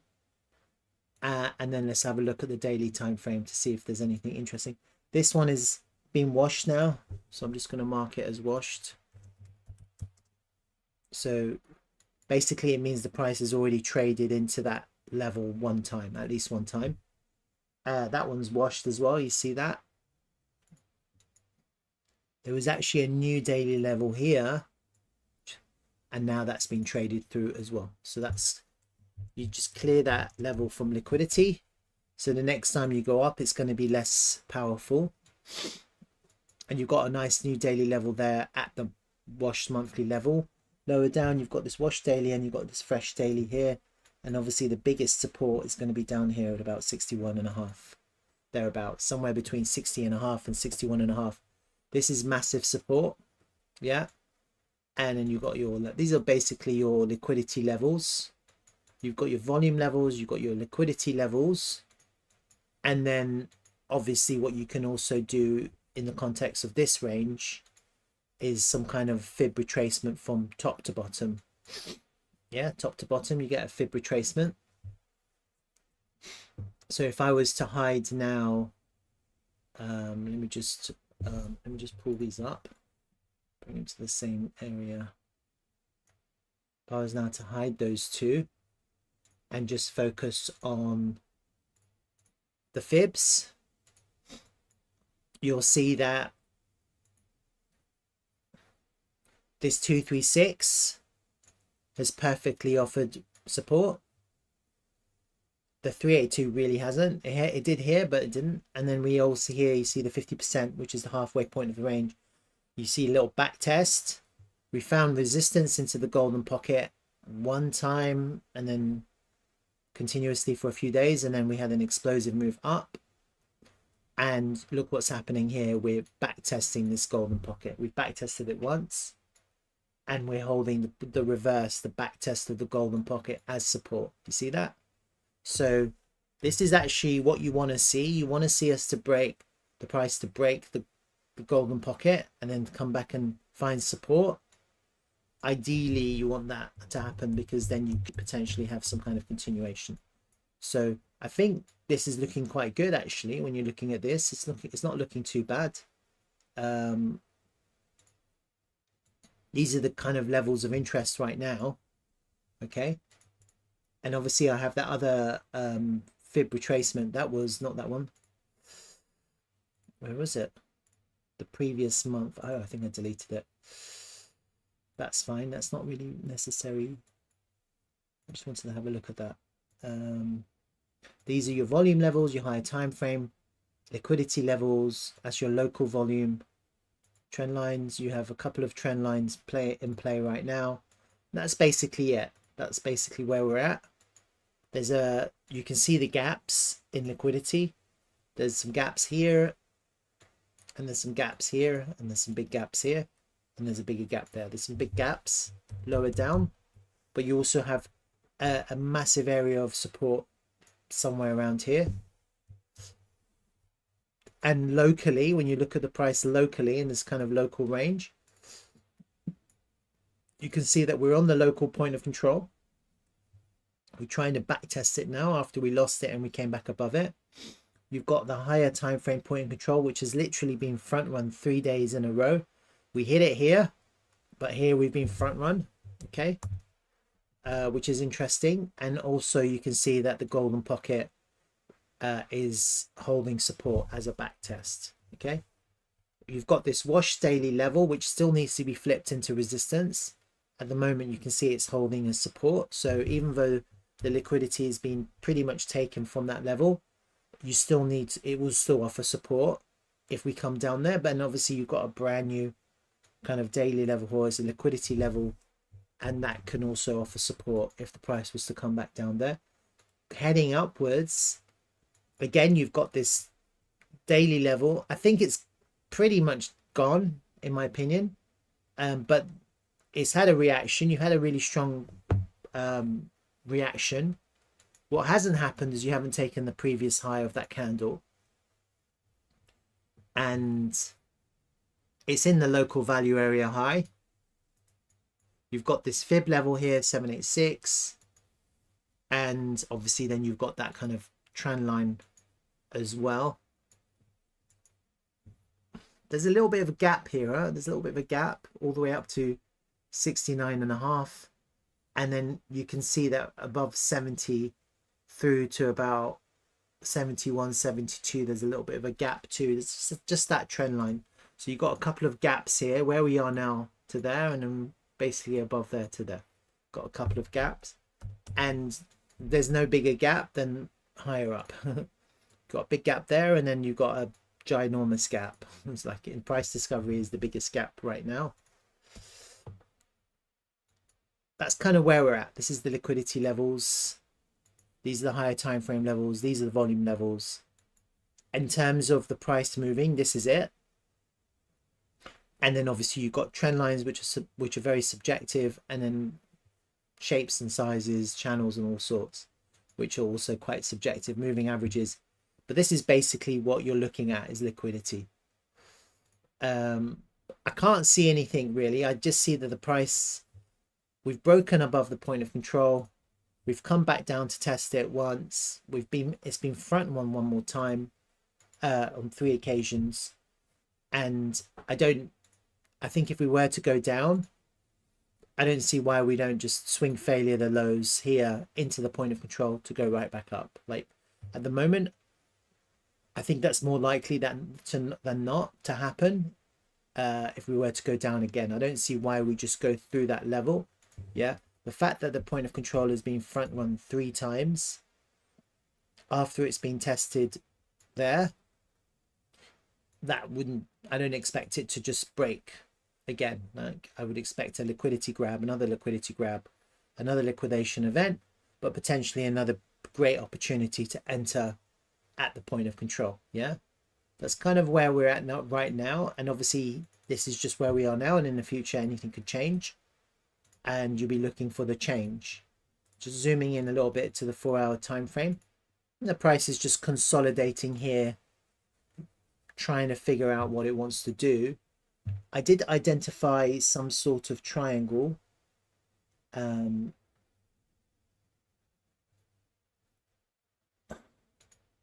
Where is that price action triangle? Fake out that one. So yesterday I was looking at it and I thought it was bullish. The reason why I thought it was bullish is because the price took out the lows here. That was it. And then I looked at the order flow yesterday morning, and then I saw that a big short was absorbed, and then there was bullish CVD on the the order flow. So just I longed as did many people, and the price yesterday on Bitcoin, at least, it went up a good part of 2.5%. And obviously we've had a little bit of a rejection from the local value area high and this previous daily level. You see that? So these levels are very important, and the reason we went up quite hard was because there's just gaps in volume, gaps in the market, and those gaps are the best trades because they feel very fast. They feel fast to the upside, they feel fast to the downside. It's always the same. We've come back into the local point of control and we've had a strong reaction. That's a very strong reaction into the local, unable to close lower, and then the price is just immediately bought up. So that's kind of what you want to see. It's almost like a test, like a little front one of this trend line here. Now, as the price went up, we didn't get as high as I wanted. Yeah. And so therefore I've also, I've been kind of looking at this ABCDE kind of idea. This was it. Maybe that was your C here. Maybe that's your D. We're looking for an E, maybe, potentially. I'm not sure. Usually, like, I think I would have liked for the price to have gone all the way up to the trend line. It didn't. And when it's come back down, it's come all the way down to the bottom, but it's kind of been front run a little bit. I'm not sure. Usually I would have preferred this, like up, really bullish, like the price is pushing up, but it hasn't given me that kind of price action. So I'm kind of a little bit curious as to how this is going to play out. And you just have to bear in mind that the price can always, at any point in time, for whatever reasons that we don't understand or know, the price can always do that. Yeah, so just always be aware of that, i.e. the price can always drop. Yeah, the price can always drop. The price can always explode as well. Yeah, the price can do anything. If you have that mental idea of what the price can do, which is anything, then you're going to be a little bit more prepared, a little bit more ready for anything. It's always good to be ready for anything. Yeah, never get yourself into a situation where you think this is it, it's never coming back down, you're going to feel safe. You've got to be protecting yourself at all times, and the way to protect yourself is to be prepared for everything. Be prepared for down, be prepared for up, be prepared for sideways. Don't get complacent with the way the price moves. We think it's going to go up, it goes down. We think it's going to go down, it goes up. That's how it always is. All right, so just be prepared for that. Honestly, just looking at the price action, we are about to explode. I don't know which way. I think up makes more sense because we are holding the point of control. Yeah, And so I've always said this. I said, as long as we're holding support, I'm not thinking lower. And right now you can see we're back testing this golden pocket. We're holding this kind of point of control, the overall point of control, which is the overall range point of control, and this local point of control as support. So we're holding points of control as support. And as long as we do that, I'm not going to think lower. Why would I? Now, the question is, do we lose the point of control, and how do we lose it? I think in the context of this, the next best trade will probably just be another swing failure of these lows. Yeah, just really locally, if we have that opportunity, that will probably be the next, be another fake out. It'll be like that. Yeah, that's probably the next best trade, little swing failure of these lows, probably. And you might see that. You might see a fake out to breakout. It doesn't have to happen today. It could happen tomorrow, or it could happen today and then tomorrow we could see a pump. Now, I've explained this before. I think if you start losing, so let me get my levels back in. And that's the thing. We've still got like levels, and it's hard to contemplate lower when you're holding support. Yeah. But no one can predict the future. No one really knows. It's all speculation. If something happens like this, down, some crazy down, some kind of miner selling all his Bitcoin at once, then the next best kind of amazing entry in the context of this market, honestly, I think it's going to be this first support, one of these first supports. Even though I think most people will be looking for lower, hoping for lower, and desperately trying to get lower. If for some reason the price was to kind of drop all the way down to 60k, that's clearly going to be the most powerful, strongest support here. This is the best support. But you'd have to see a crazy drop, like an unbelievable. It'd have to be like a crazy liquidation event that takes us down there.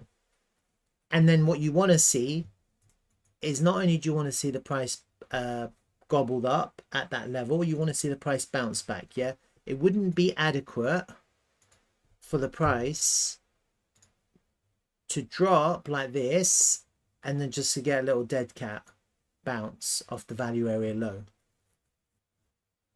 That's not what you want to see. You can still long that, but you'd have to take profit, and that wouldn't be bullish. And that would just be really kind of like, all of a sudden the momentum of the market's changed. We're down. We've lost the value area. And so in the context of that kind of price action, if we did suddenly get some kind of crazy drop, I don't think it's going to happen, but let's say it did. Clearly your entry here would be like a swing failure if possible, but if not, somewhere here. And then most people, if they longed, they'll be looking to take profit at the very least at the value area. Then you have to see what happens. Does it bounce and then do that or something? You get a V-shaped recovery after you get such a drop, and that's what you'd want to see. You'd want to see immediately a real buy up, right back above the point of control. If that was to happen, then you could probably max leverage whatever, you know, you could, then we're going up. You know, if suddenly that was to happen, then we're going to the moon, probably, because then after you create that kind of price action, you're going to go for a short squeeze all the way up, and then we have to, then, you know, then you're looking for something like that.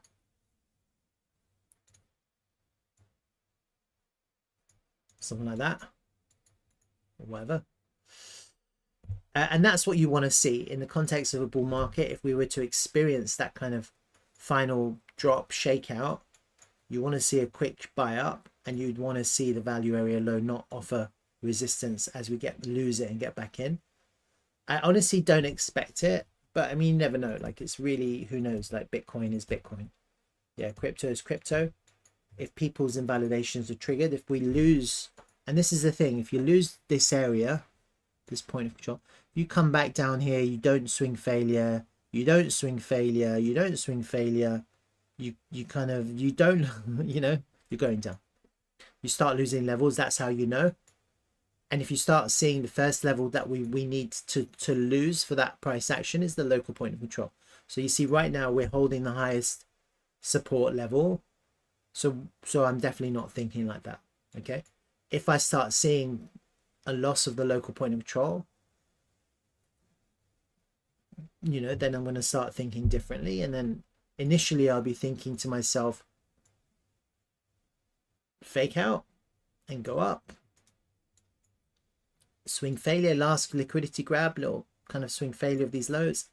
Last kind of liquidation before we go up. That will be perfectly acceptable for me.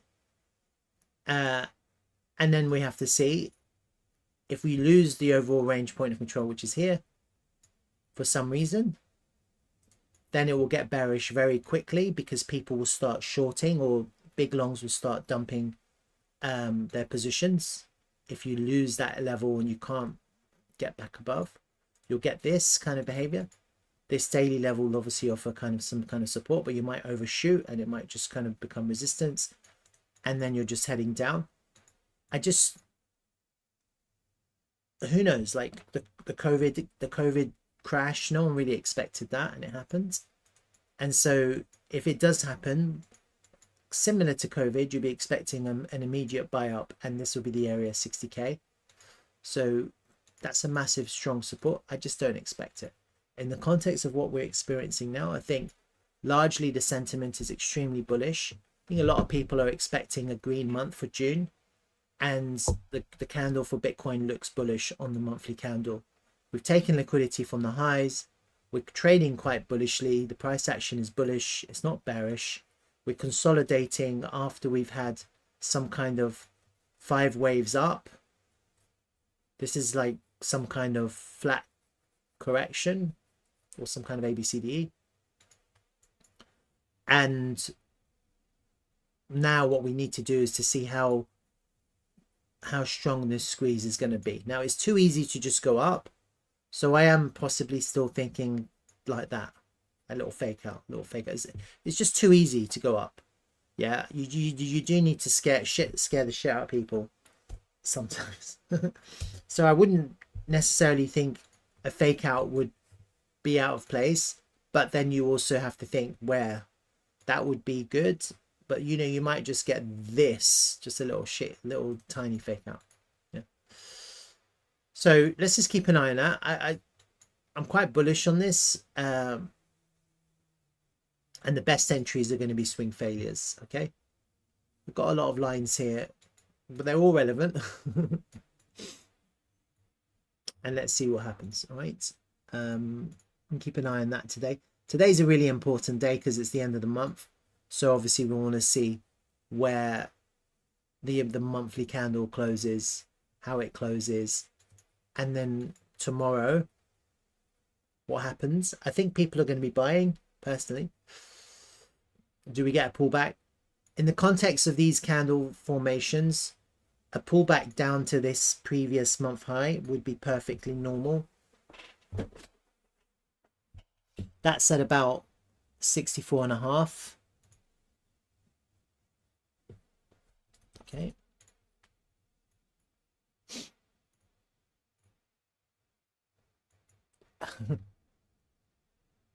That could work. I mean, it could scare people. Got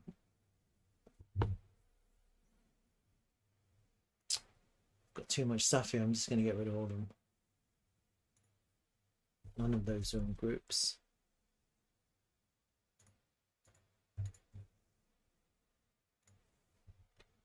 Get rid of all of these as well. Sometimes it's good to clean your data up. Just keep the folders. What's that one? Not that one. That one. Yeah. So, I mean, if you have this triangle here, right? And we do break down for some reason, then actually, you know, a measured move, that would be the right area. Be a back test of that previous high to go up. I think it's too easy, but I mean, let's see what happens. And obviously the entry would be some kind of swing failure. And you're losing a lot of lines. And so the next question would be, do you just go up to go right back down, and probably that's more likely than not in this situation if that was to happen.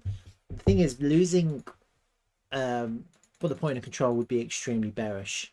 Yeah, there's no way to hide that. There's no way to pretend it's not, and so therefore it'd be a lot safer to lose it and then wait for the reclaim of the point of control.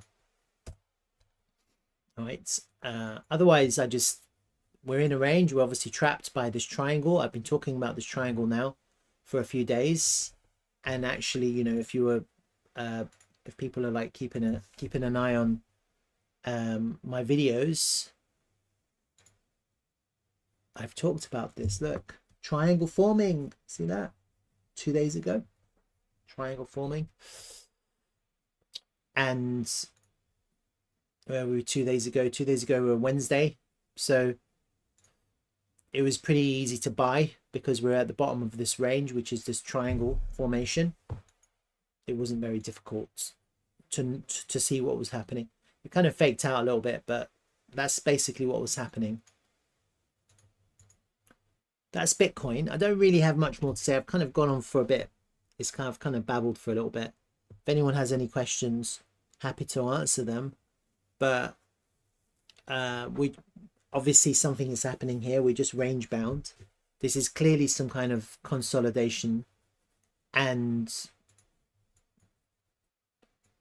you know, if we break to the upside, it's going to be very explosive, and we'll have to have a look at the order flow, because if you start seeing massive longs enter at market, then you could probably just market long too, probably. And so right now, looking at the order flow, oh shit, look at this. Didn't even notice this. Look at this. Look at these big longs coming in. 4.2 million, 5.7 million. Just now, just 10 minutes ago, 15 minutes ago. Look at this. 4.2 million increase in OI. Positive 2 million longs. Look at the imbalances there off the charts. 1.5 million. We've had another 5 million increase in OI. And then we have another big long which has taken this up a lot, huh? Oh my god, didn't see that. Craig, you're asking me how long left in that triangle to run. Let me have a look. The crux of the triangle is the 5th of June, but I would be very surprised if we don't break out before then, and probably in this weekend. Yeah. I actually think we're probably going to go up this weekend. Probably. Yeah, it makes... I don't want to see the monthly candle close right at the top. I'd like to see a little bit of a wick. And I certainly don't want to see the monthly... us to clear the liquidity from the top yet. That's the other thing I don't want to see. I don't want to see a short squeeze before the month closes. I want to see the short squeeze after the month closes. And maybe a short squeeze at the weekend would be better, because you can liquidate a shit ton of shorts, and then there's not going to be, it's just going to be weekend volume. So weekend volume can easily carry that higher into price discovery. That's kind of what I'm thinking.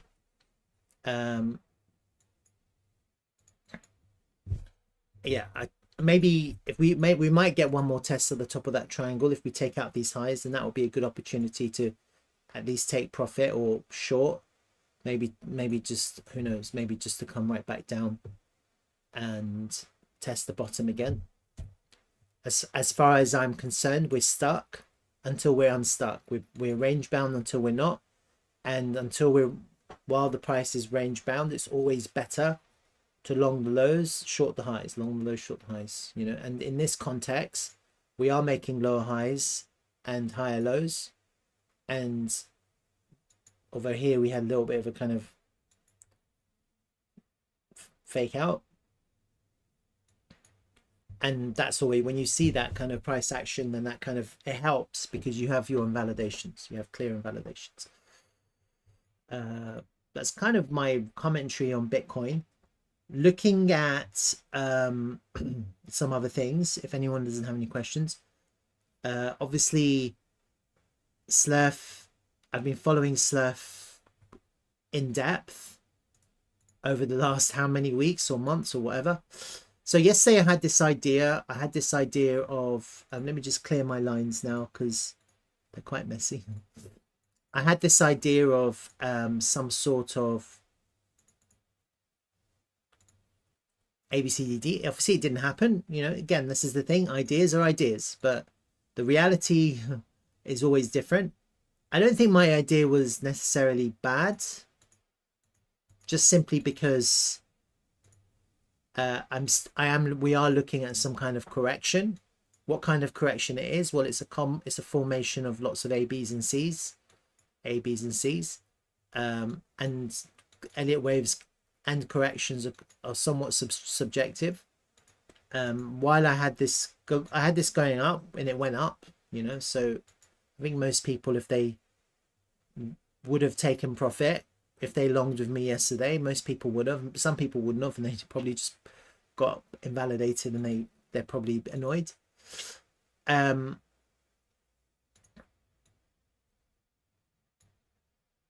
me just kind of look at this again, because it's not easy. It's really not easy to predict the future. You have to try, and you know, hopefully 1 or 2 times you might get lucky.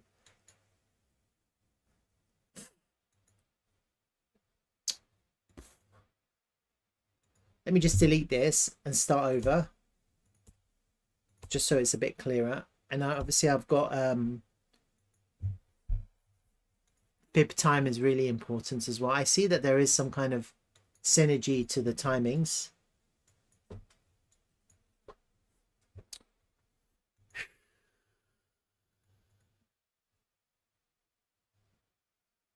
There's your 5 waves up to there. Then you have your kind of A, B, C, A, B, C, A, B, C. So let's carry this idea.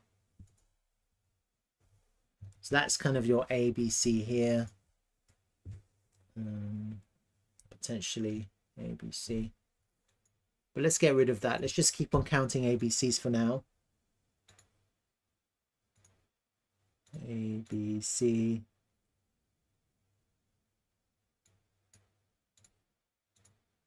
A, B, C. I don't know. I still think we're correcting. Like I mean, this looks quite impulsive right now. Could this be the end? It's coming to end at a C. Yeah. So that's kind of what you want. That's where you want to end, on a C at the bottom, based on A, B, C, A, B, C, A, B, C, A, B, C, A, B, C. So if this was in a WXY, it would be W X. Not really. How would that work out? No. 1, 2, 3, 4, 5, 6. You kind of need to go to 9, and we're on 6 right now. Could this just be something else?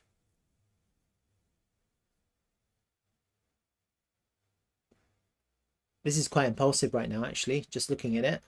Could this be the impulse? Could this be the end? This is the question.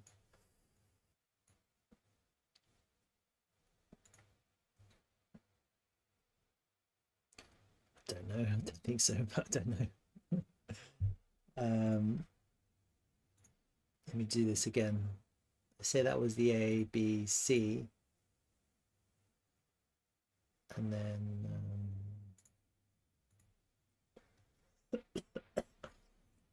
how would we do this?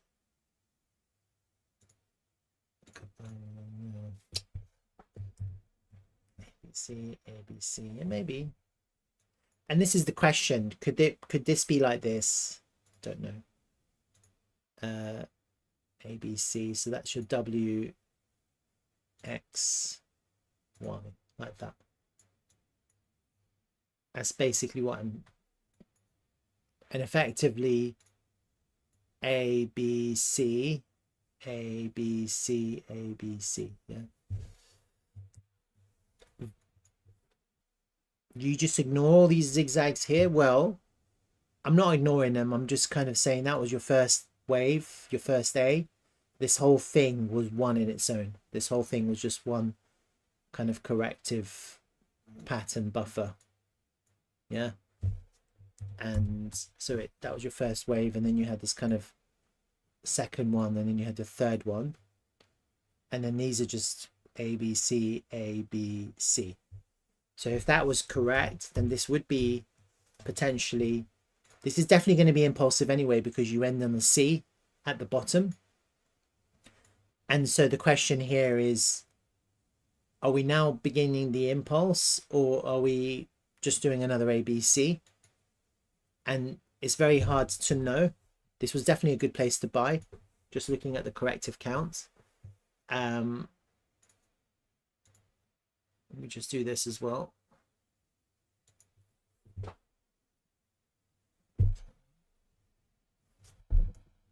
Let's try this one.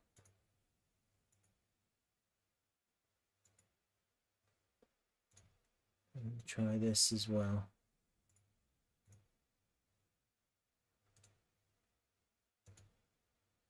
Let's have a look at these waves here.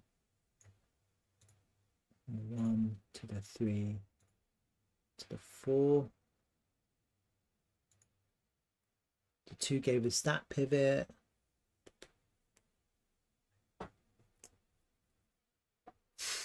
I can't see anything here. I do see that this from here to here, the 1-to-1 would be here. 618 is there.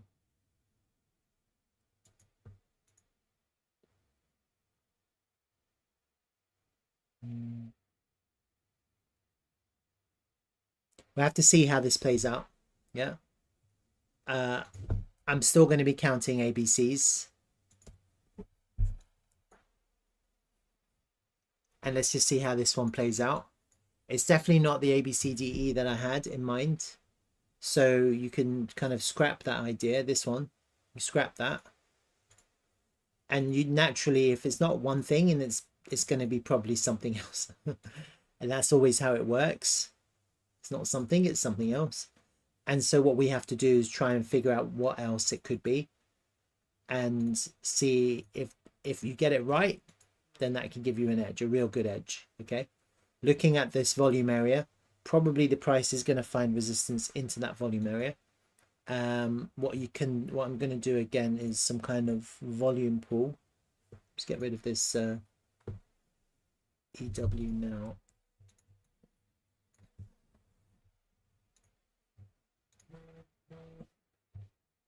And do a volume pool. I'm going to do a couple of volume pools now. This is the kind of the current range that we're in, the overall range. You can clearly see that the value area, you can see the value area, you can see the point of control still up there in the highs. That's at the daily level. So naturally that will offer resistance. That will offer resistance. Point of control, daily level, there's going to be resistance there. Let me also do, and nothing changes regarding our invalidation, which is still this low here at about 2686. Nothing changes with regards to that.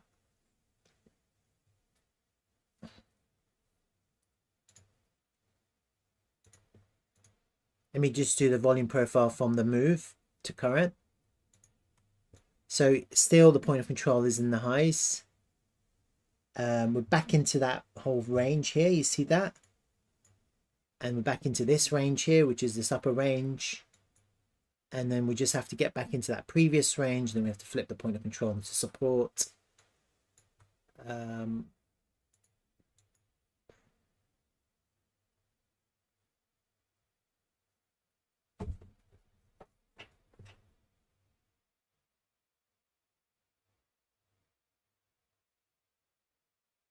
Have a look at the volume as well.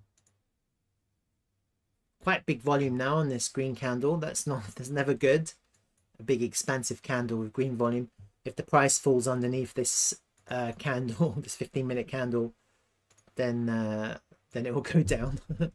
That's what usually happens when you get volume candles and the price comes above them. You see this, I'll give you an example. You see this red volume, this high volume red candle here. See that? As soon as the price comes right back above that candle, look what happens. You get an explosive move. Yeah. So you've got to be wary of these high volume candles. If the price reverses back above them, then the price can really fly the other direction. It's possible.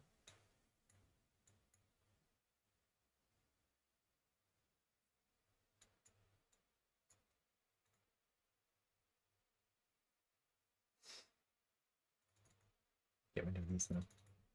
Let me just do probably no changes, but let me just do an overall volume pull as well.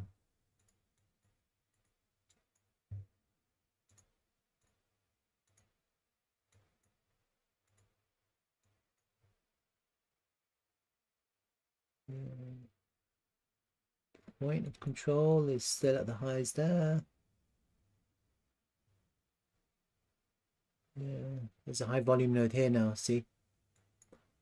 And that definitely will need to be flipped into support right at the daily level.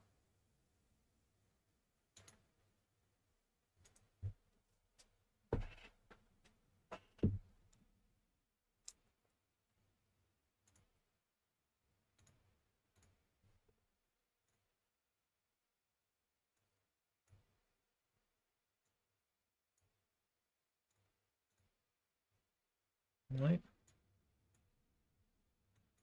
So we have our liquidity levels. We have our daily level. Get rid of that now. That daily level has been washed. But then there's a new one lower down. See that?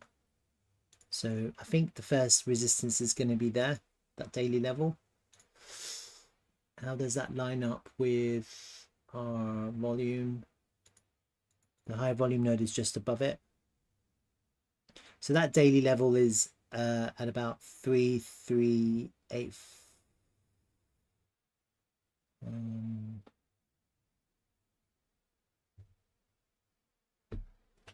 3380, and you got a high volume node slightly above it, 342021.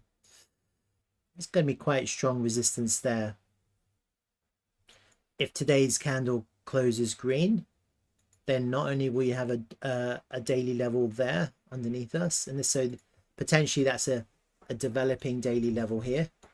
I call it developing, and also we have a developing monthly level here. So if the monthly candle closes green, we'll have a monthly level where I've got this marked out as developing monthly. And so if you look at the monthly candles now, have a look at them. Yeah, you can see that if we close green, you'll have a strong liquidity level here at the bottom where the red and green is here, right there at 3023. That will be a strong support level. It should be it should hold. Yeah, it should hold. And you know, we may just go up. It depends on how people buy. If people buy at market and monthly close, it will just go up. It won't come back down. If the price can't go up, then it will have to come back down in search of liquidity. That's how it always is. And the first kind of area of interest here will be that monthly level. That I've marked it developing monthly. Here, it's just the assumption that today is going to end green. This month is going to end green. It's just an assumption. Obviously, if today closes underneath that, it'll be a red month, and so that monthly level won't exist. And then looking at the weekly candle, obviously, look, we've got quite a bullish reversal pattern forming here. The 3-day candle, you see it's come back down into some nice areas for some sort of back test. And today we're having a really nice buy up. We've taken the liquidity from the previous candle low, the previous day low. That's kind of what you want to see. Clear the liquidity from the previous candle and move up. Okay, so this is quite a nice bullish response that we're experiencing right now. And you know, nothing changes in terms of invalidation. It's still right here at the bottom of this this wick on this daily candle. As long as we're not invalidated, then we could be seeing consolidation continue for some sort of impulsive move, the next impulsive move. That's kind of what I'm looking for. So if we do end up green today, we're going to have some quite strong support at around 30 cents in that kind of area. And simply because of the monthly level, this kind of developing daily level, which will be a daily level, and potentially also when I'm looking at volume levels, you've got this high volume node underneath us, which hasn't been touched yet. That's at 2960. So yesterday in my stream, I said, you know, so 2 days ago, we're up here. I said we need to go down, and, you know, we're up at 3.4, 3.5, whatever. We went down yesterday morning, and we were here, and I was saying, okay, now it's time to buy. I'm going to start building along. And that's what I've been doing. I've just been building along down here. I'm actually in a really good profit at the moment. Just looking at the price action. Oh, wow, I am in profit. And the way I've been playing this is obviously, you know, my invalidation is as I said here, I haven't taken a full position, even though I could have. And what I want to do, rather than just kind of scale into weakness, I don't like to scale into weakness. I like to scale into strength. That's what I like to do. And so every time I see some kind of significant strength, I'll scale in. And my validation's down here. So obviously if the price goes up now and it starts going down like that, yeah, I'll have an opportunity to increase my position size. And then you just have to make sure that whatever your position size and whatever your average position entry, that your invalidation, if you do get invalidated, that you're not over positioned so that you're losing, I mean, in my mind, 1%. But obviously, you know, people like to gamble in the Bitcoin bull market. And so, you know, this is a perfectly acceptable gamble, so to speak. The conditions are right for a move to the upside. The hard part is always the invalidation. When you get like a 5-wave move like this, you have a really easy invalidation because of the Elliott wave rules. Yeah, obviously people, the lower it goes, the more risk to reward, the better ROI you have. But again, the less bullish it will look, because you're losing levels, you're losing important levels which needs to hold. Okay, so that's kind of why it's a good idea to create a position and build a long position, and you don't have to go crazy.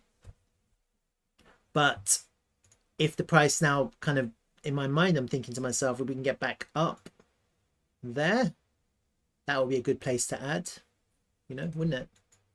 And so I would add, wouldn't I? I think about adding. That will bring my average position higher. But and then other people would say, well, maybe you should take profit. Well, that's also, you know, it depends. Like, it depends on your time frame. It depends what kind of trade plan you're looking at. Are you looking to scalp? Are you looking to catch the next big move? Are you looking to build a position for the next big move? And or are you just happy with $200, $300, whatever dollars, $1,000 worth of profit, and that's it? So that's the thing. You're risking unrealized profit for future unrealized profit. That's what you're doing. As long as you don't lose money. So obviously you don't want to lose money, but you have to risk some to gain some. You know, you can't just whatever you risk, you have to see that as loss, and then you have to try and maximize the return. In this situation, it'd be interesting to see what happens, and I'll be also interesting to see if we do form. I'm wondering actually if we do form some kind of extended flat here. I am wondering, yeah. If we get like some kind of impulse up here, some kind of move up here,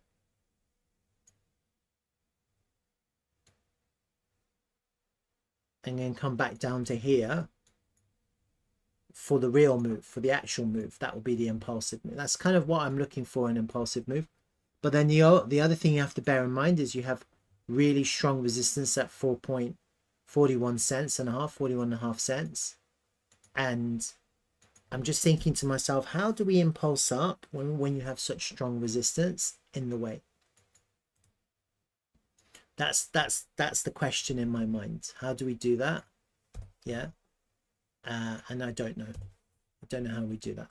I kind of think we have to somehow clear the liquidity first and then get a drop, a fast drop like that. And could that be, so this is the thing. So when you're looking at Elliott waves,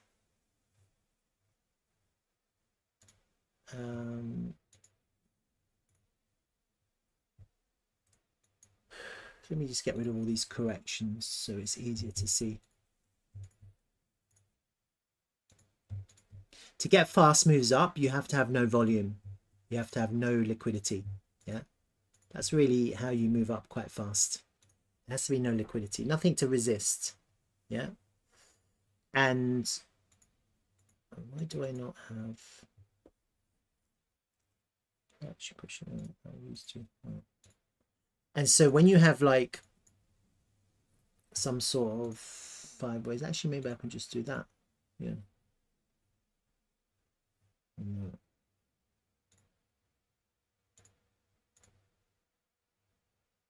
Two correction. Let me just draw it again because it will just be easier. So when you have some kind of 5 wave move here, something like that. That becomes your 1. Now we're looking at some kind of correction, which is your 2. Yeah. As long as we don't get invalidated, we're looking for a 2. And you see, it'll be very difficult for the price to impulse now. Why? Because you're coming into resistance. Daily level, fresh daily level, the fresh high volume node. Yeah. That's the problem. And so it becomes difficult to impulse, doesn't it? It becomes difficult. You're coming into resistance, you're coming into trap liquidity, and naturally it's going to require volume to get through that. It's possible with volume to clear that resistance, but then you would need an increase in volume. Okay, so if you don't see an increase, and that's what you need to see, you need to see an increase in volume to get through those levels. If we're going to impulse away, that's going to require FOMO. This move not yesterday, just this week, this was quite FOMO-y, wasn't it? It was very FOMO-ish, or it was a massive pylon. And we need to experience that kind of FOMO behavior. Sometimes it's better to go up and clear liquidity first, and then have a sharp drop, and that will give you the opportunity to go back up quite quickly. So in the same way that the price, you see how the price here came down quite easily, is because the price came up quite easily. Yeah. And so when you get these fast moves to the upside, you can also get fast moves to the down. The same thing here. You have this fast move to the upside, and you have this fast move to the downside. Because as the price goes up and down, if it's not creating support, and the way for the price to create support are basically candles. So when you're going up, you want to create red candles, and those red candles can offer support as the price comes back down. If you're going up and you're just creating the green candles, then the price is always going to struggle to find support as it comes back down. So as the price comes back down, it's looking for market structure, and it's usually those red candles that provide that. And as the price is going down, it's the reverse. So now as the price is going up, yeah, where is it going to find resistance? It's going to find resistance in green candles. So you see here, as the price came back up, where did it find resistance? Here, the first green candle that it encountered, it found resistance. Yeah, so it's the same thing but in reverse. And so naturally, as the price goes up, the structure, market structure, becomes problematic because it's effectively trapped liquidity that needs to be cleared. And so if anyone is kind of underwater, or if anyone is looking to capture profit, then they're going to place their orders on these little candles, these green candles. Okay, And so if you want an impulsive move, it not always, you know, it's like, look here, when we impulsed up, we just sliced through lots of kind of green candles. It was a bit impulsive. It was probably big. It started with some kind of short squeeze, to be honest with you. That's usually what happens. You have some kind of big short squeeze, or a big short closes, and then you have longs enter. Usually that's how it begins. And you need the same kind of behavior here. You need like a big short to clear the liquidity first, and then longs would enter. But in any case, if we want to go up, we need volume, and we possibly need shorts either to close first, and then we need longs to enter to push the price up. I mean, could you, like, I'm just trying to imagine if the price, let's just say for the sake of argument, this is the bottom of the correction. I don't know. Yeah, I'm just kind of making this up. It's all speculative. It's all entertainment, really. Oh, we haven't actually tested the gold. We've kind of front run the golden pocket twice. That's bullish in itself. It's bullish to front run levels. And see that we've front run the golden pocket. If that is our kind of our final resting place for this correction, if that's our low, I don't know. Let's say for the sake of argument, our bullish impulse is about to begin now, or we're in it now. Who knows? No one really knows. But then you could do a trend-based fib from here to here. Let's just say to here, somewhere here, maybe here where the bullish begins. That would give a 1-to-1 extension, would bring us right into 41 cents, 41 and a half. That would, if now we were kind of impulsing, if this was the first impulsive wave, yeah, it is possible, because when I counted, I don't know, I can't tell you, but when I've counted these corrective moves, we've come to an end at C. So that's kind of where you want to end, on the C at the bottom. So it is possible.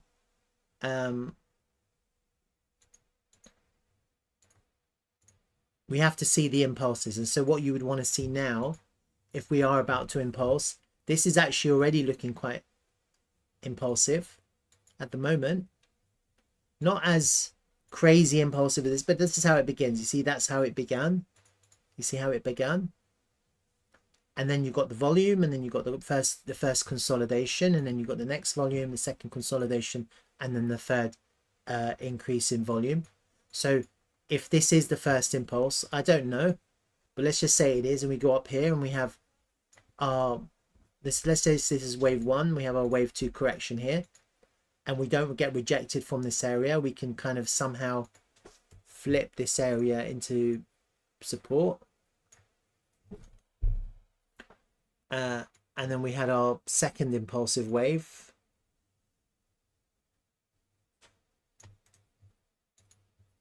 Then a 1-to-1 of that impulsive move would take us all the way up to 41 and a half. That would be correct. And so therefore, what you'd be looking at here, if this was to happen now, you'd be looking at a 1 something here, 2. That'll be a 1-to-1. 3, and technically then you wouldn't be allowed by the rules of Elliott waves to come underneath this pivot that's been put in, and then you'll be looking for a 5 wave. The 5 wave doesn't have to be extended or crazy. It could just be to take the highs of that third wave. This you'd have a correction here, wouldn't just be down like that. But then the rules of this correction are that you can't come underneath. So you'd be looking at, again, the same idea. Excuse me. You'd be looking at 5 waves up, some kind of ABC, the correction that doesn't break the Elliott wave rules. If you do break the rules, Well, we have to look at that if that happens. If we do break the rules, then we are looking at something else. Okay, and that's the same thing goes with this kind of corrective move now that we're experiencing now. Yeah, even though I'm still imagining up, if you know, I still think we're in a correction, but I mean, who knows? If we suddenly do start going down and take out this low, that completely invalidates this move as a wave, as a wave one, and then you'd be looking for something else.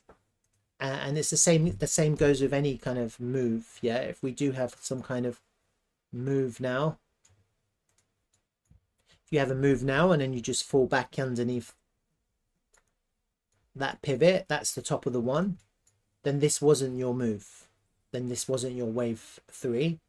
It could have been, it would probably be some kind of extended flat then because the rules are broken. Yeah, and that's what you would expect. You'd say, well, it'd be bullish, excuse me, because you've gone up and cleared a bunch of liquidity, but at the same time you're not in the impulsive wave 3 because you've come back underneath the top of the one, and therefore you're probably looking at some kind of more extended correction. So it's all kind of like based on what happens in the future, and it's, you know, with Elliott waves, it doesn't, I don't know if it helps.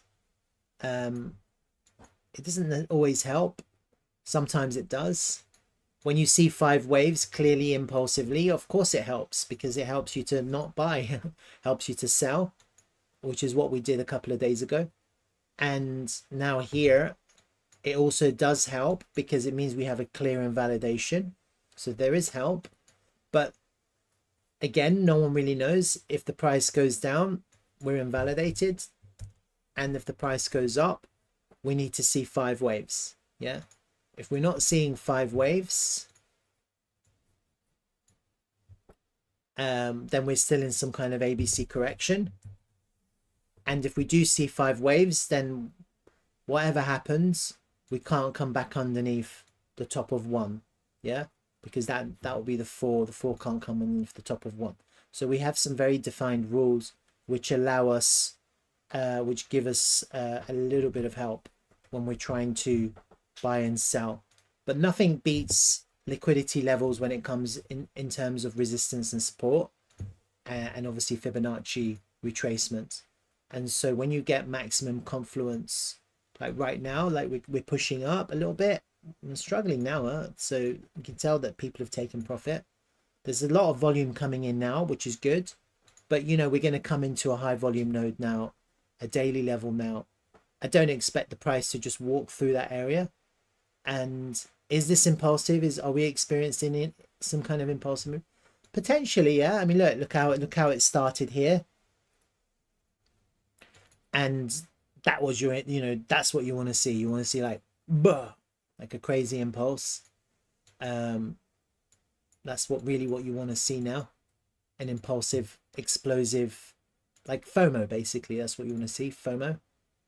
If I do a fib retracement from that top pivot to this bottom, again, look, you've got the golden pocket, you've got the daily level, you've got a high volume node.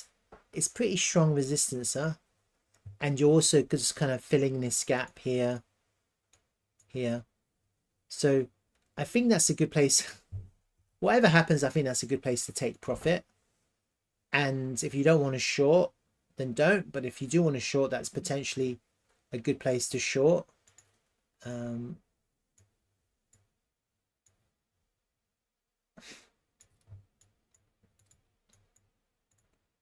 this is the thing, like, I don't have a problem in imagining the price go down here, go up there, and have one more attack at the lows. I don't have a problem in that idea. That's kind of what I had before yesterday when I had this idea of the ABCD. Obviously, sorry, the ABCD. But obviously, you know, it's just one idea of what could happen. It didn't go exactly according to my timings, but I still think that would be okay. It would be perfectly okay. You know, a drop on Saturday to go up, that would be perfectly acceptable, especially if we find resistance here, which is what I'm expecting. Daily level, golden pocket, high volume nodes. Why not? Why would there not be a reaction here? So that's kind of where I'm at the moment. I'm still counting these corrective moves, but ultimately what I'm probably still looking for right now is this. I don't know, but it would be nice for the price to go all the way back down to capture liquidity from this area before we have an explosive move to the upside, especially after we've been able to clear the liquidity from this area. That would be nice. I don't know if this is going to go up in a straight line again. If it goes up like this, it could come down for another attack. Again, ABCs, that's what you're looking at. ABC, ABC, ABC. So it's good to count the ABCs, because that will help you avoid a little bit of trouble. If you're not sure, just draw ABCs. You know, could this be some kind of a whatever, BC, another ABC down? Possible. You'd want a fast move down, to be honest with you. Once you get a rejection up there, nice fast move down.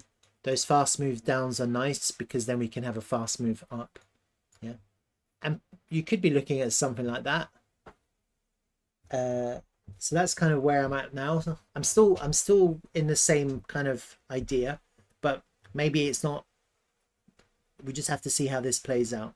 All right, I don't think that we're going to pass through that area easily. So I'd like to see that area touched, and I'd like to see the price come all the way back down. But let's see what happens. Right. That's kind of Slerf. I'm gonna chuck these into my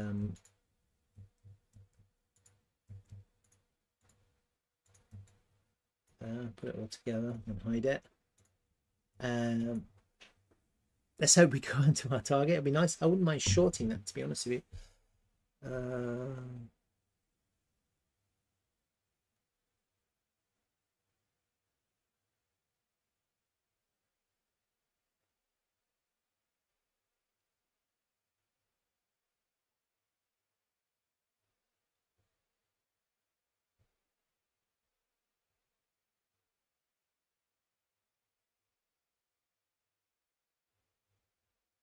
Any questions on that?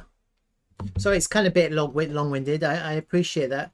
I've had people say to me, make your Slerf video updates shorter. What the hell? You can't please everyone. Yeah, I'm not making any money from this. Not getting sponsored, nothing. No sponsorships, no money. I'm just having fun. Look what he says. Long video is too boring. Better make short and beneficial. This guy. He's bored. What's his bio? Interested in digital currency since 2017. Researcher and knowledgeable. But he's bored. So I'm quite boring. I apologize. But he did repost that. So I appreciate that. Thank you.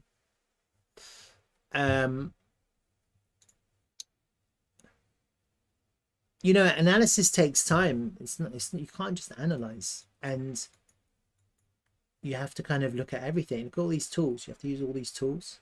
It takes time. It's not a straightforward process. You've got to look at the charts, keep on looking, comparing with other charts, looking at fractals, you know, sharing notes, looking at what other people say. It's sorry. So the other thing I've done in the past is some kind of speed fan. When you're using a speed fan, you have to use the regular chart. And the speed fan is this one, the fib speed resistance fan. So I'm going to do that to this pivot low here. Okay, so I can't see any kind of, there's nothing here to tell me that we're into any resistance. You see here the 50% we found resistance here. But nothing here. All right, that's good to see. With that pivot, you can move it. No, we've got no speed fan resistance there that I can see. That's good. That helps.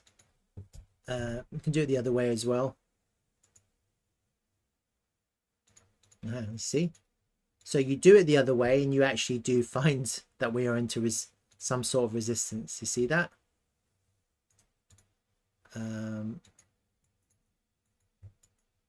This is from here. Chile, how's it going? Here to here. Okay. So you can actually, it's quite interesting, huh? These speed fans. You can see that there was support, support, support, support, and then resistance. So we've come underneath the last one, the 886.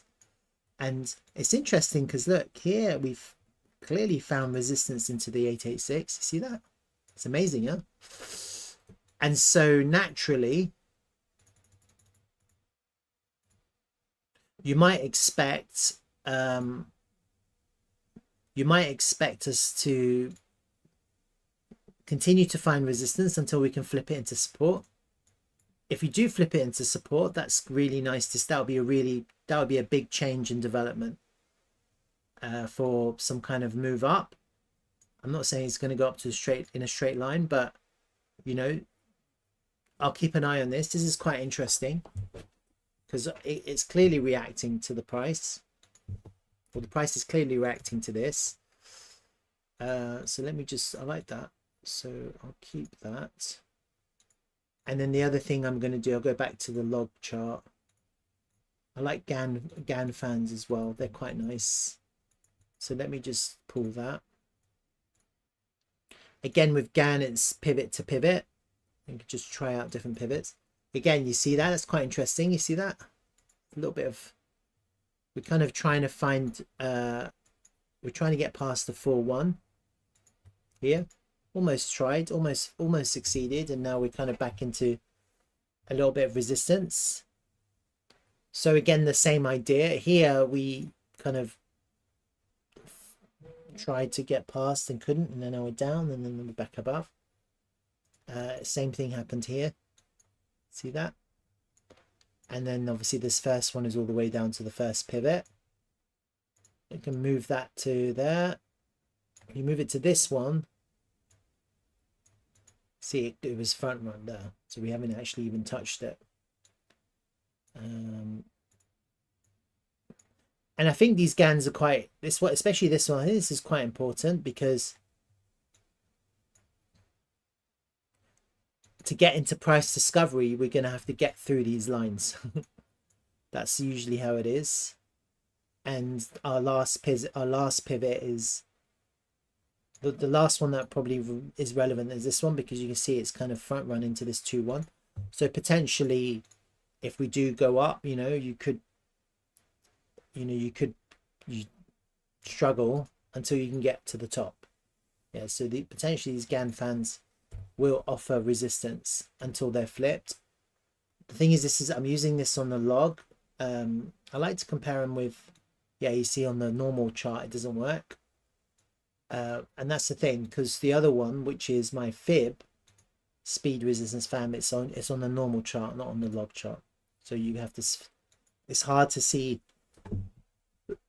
excuse me, confluence between the both, but we already know that there is confluence here because we've come into resistance with 2, because that one is on the log, it's actually against it. So we should have quite a big explosive breakout if we can break out to the upside. Okay. Any other observations? Well, I mean, this monthly candle is an interesting one because it could go up, it could go down. Yeah. Holding resistance there, and the support is arbitrary. It's an arbitrary support. If we close green, you create a brand new monthly level, and that becomes a liquidity level for support, and you naturally have to flip that to go back down. So actually it's good. If we close green now, that will be quite strong, and potentially you could reverse potentially. You could imagine the next candle to be green. It's possible.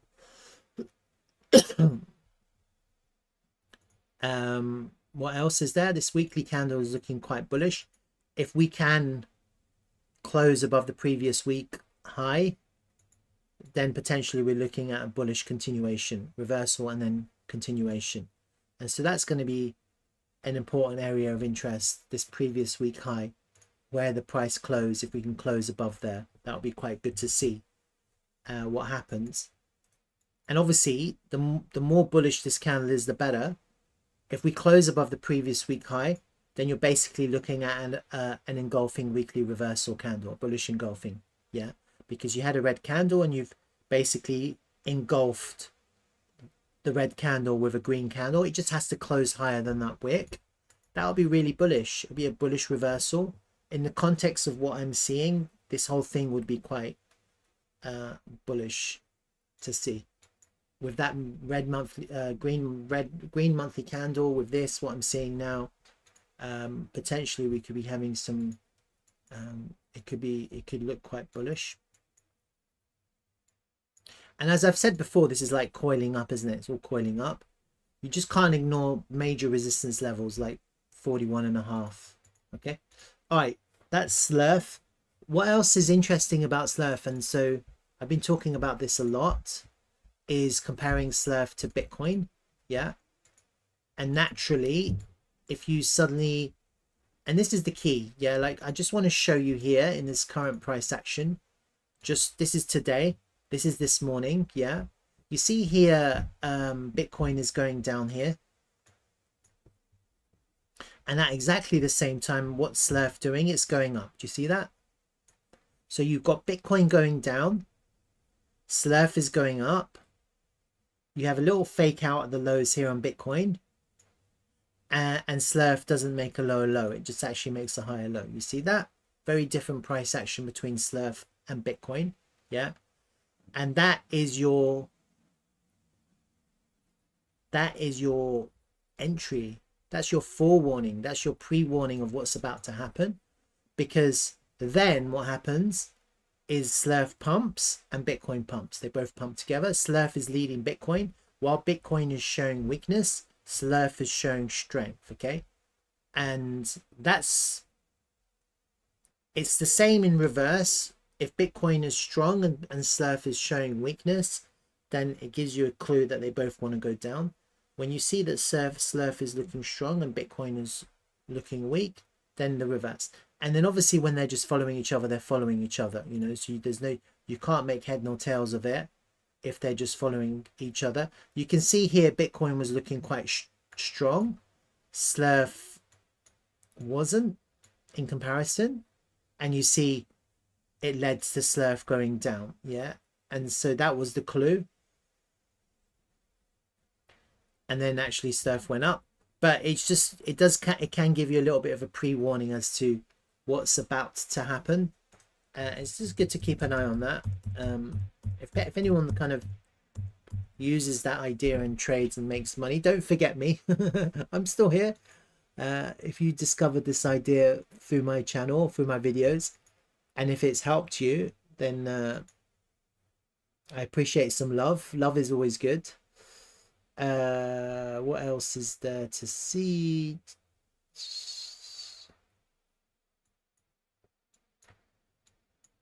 Yeah, it's good to compare, right?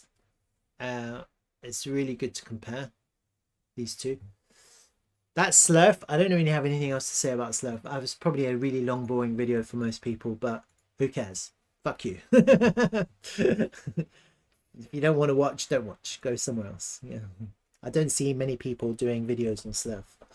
So, all right. Let me have a look at some other things. TRVL.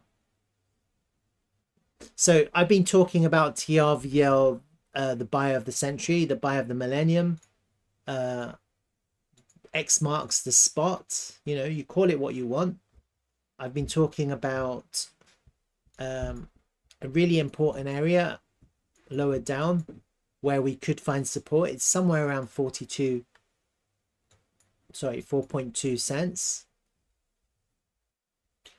And actually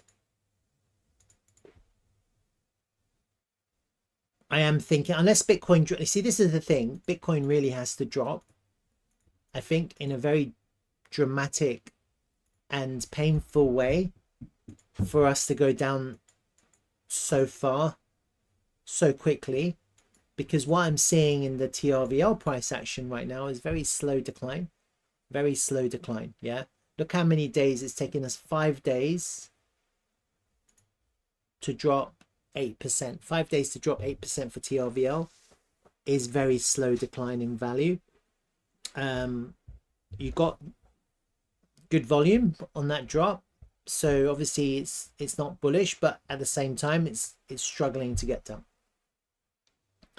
So even though I think X marks the spot, my X is here. You see where the bottom of these two lines are, this trend line, and then obviously I've shown people and I've connected it with another trend line. Where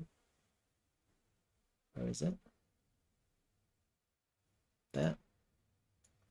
And then you've obviously got this back test of this broken trend line. So you have a really strong area of confluence basically today and tomorrow at 4.2 all the way down to 4.2. Basically that's the area of interest. That being said, you know, we're coming into strong support here. Yesterday we had a reaction from the daily level. Now we've obviously selling off again, as you can see, and you know the price is coming to the lows of the previous day low, and it's having a little reaction. What I'm seeing is that selling is slowing down, and we're not seeing the impulsive buying yet. So I think this is quite healthy, because the way people have been buying this descent is with limit orders. They're not market buying. You've got a lot of volume and it's just being absorbed. There's a lot of absorption in this overall kind of descent of price, of value. Let me have a look at my indicators to see if I can show you what I mean. Yeah, I can show you here. If you look at this is the 3-day chart, and when you're looking at the MACD, for example, let me pull out, the MACD is at the bottom here. You can see on the price, on the 3-day chart, we're kind of higher lows. Yeah. And on the on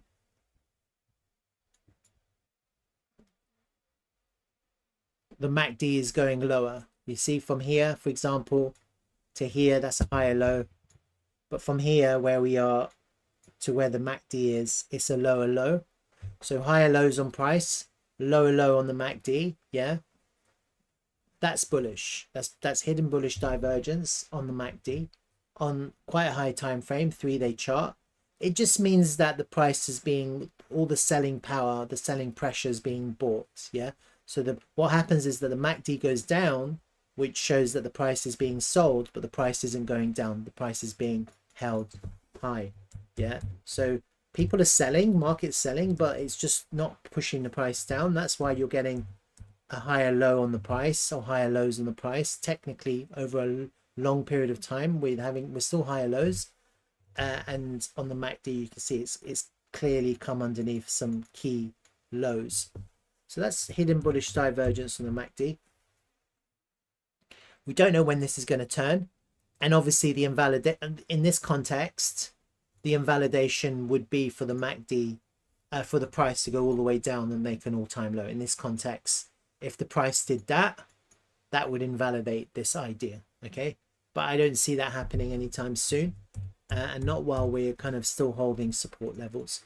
When you're looking at the way the price has been sold, yeah, and like here, look, so on the CCI, I use the CCI a lot, as people know, and usually, you know, when you come into the if anyone's not familiar with the CCI, every whole number, every 100 number is support or resistance. Yeah, so minus 100, 0, 100, 200, 300, minus 200, minus 200 is a support and resistance flip.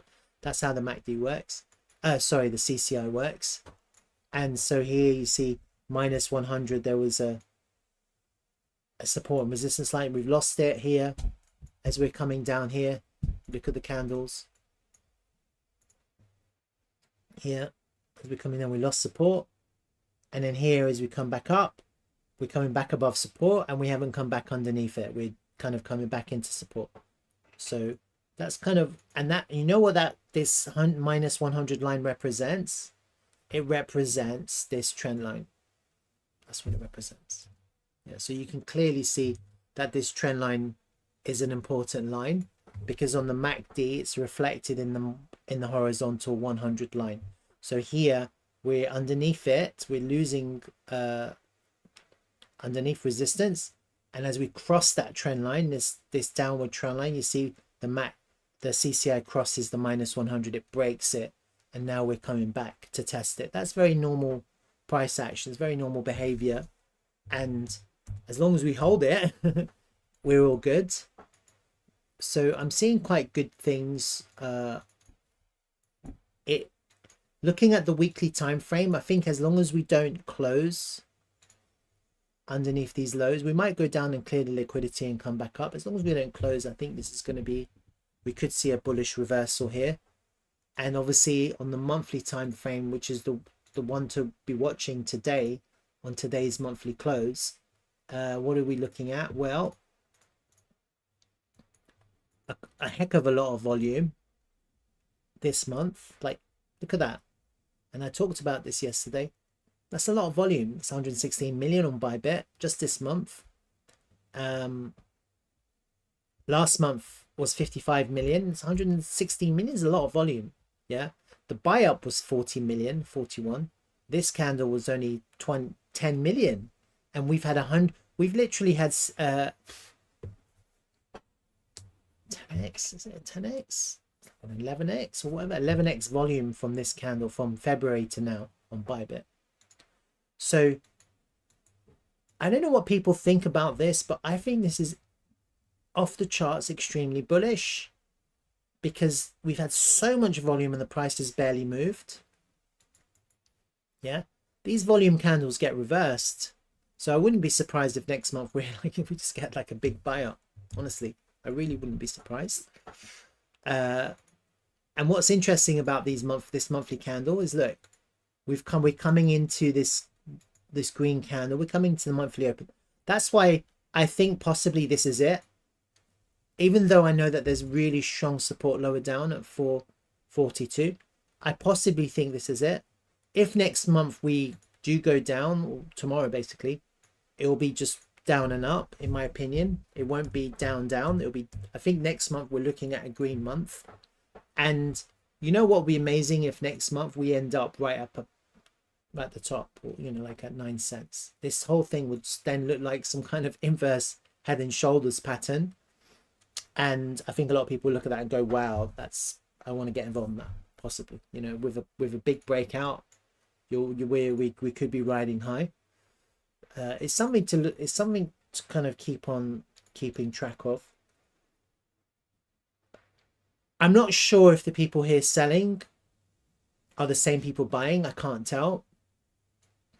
You like to think so, because you like to think people are just selling and just to buy back more TRVL, and they're still invested and they're still interested.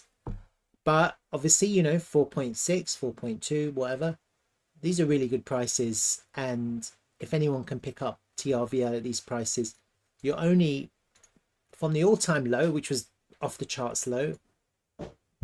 Currently, we're only 131% more than the all-time low. So all the way back in October. Dan, oh my God, you sent me. What did you do? 10. Did you just send me 10? What the hell? Dan just sent me 10 Swiss francs. Are you in Switzerland? 10 Swiss francs. All right. This is exciting. Dan just sent me 10 Swiss francs. And I've made a promise that every time someone sends me something, I'm going to buy TRVL at market for the exact same value. This is quite exciting because it's only happened once with Gary. I'm going to do it again right now. So first and foremost, I have to figure out what 10 Swiss francs is. Francs. Which part of Switzerland are you from? I love Switzerland. I'd love to move there. I need to become rich first. 10 Swiss francs in US dollars. Oh, Zurich. I've been to Zurich actually. It's really expensive town, city, whatever. Really expensive. Okay, so 10 Swiss francs is exactly $11.07. So I'm going to buy. I'm going to do it right now on market.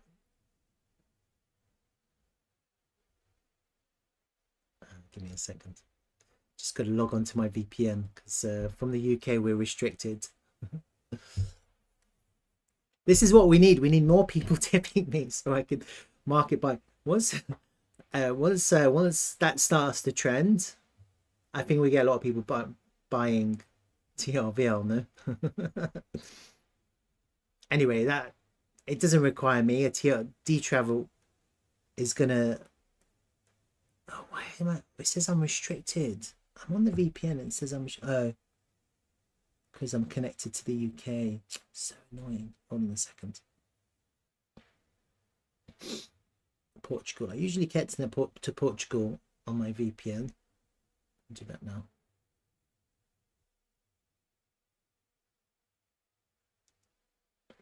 I've been buying TRVL myself personally anyway. So I usually buy at limit, but right now I'm going to buy $10. It's not much, $10, but I'm going to do it. This is $10 worth of TRVL. So it's $217 worth of TRVL. There you go. I like this price action actually. Like a little kind of Adam and Eve pattern here on this 5-minute time frame. Look, there's your little Adam, there's your Eve. So I'm going to buy some more. Let's push it up. Let's push up the price. Let's get people bullish. Let's buy. It's dangerous buying, huh? Because I'm buying at market now, and these gaps get filled. That's the problem with buying at market. It's always better to buy at limit, because you see the price has gone up. The gaps can get filled quite easily. You could come all the way down there to go up, but you got me in the mood, Dan. Just buy.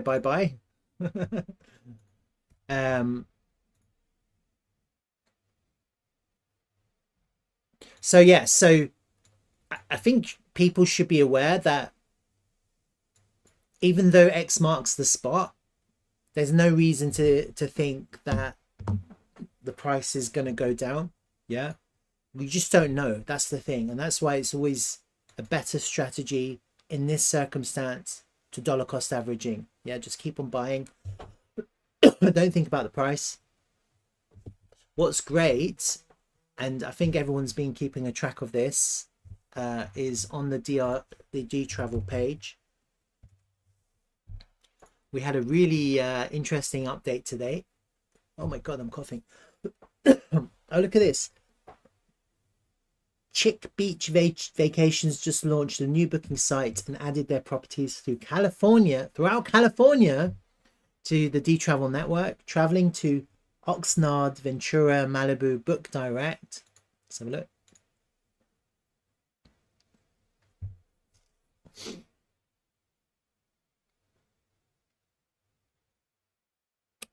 Oh, my connection is slow. So annoying. Don't know if it's my connection or if it's their servers. I need to talk to them about that. I'm going to have a chat with Eric later on today, hopefully. Look, that's not good. I don't know if it's my connection.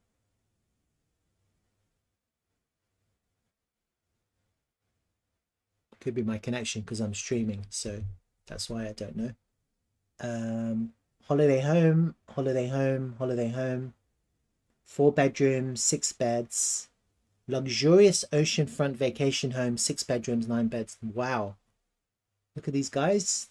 Well done. We are local hosts that are always a text or call away. Love your suggestions. They got an Airbnb profile. Let's have a look at that as well.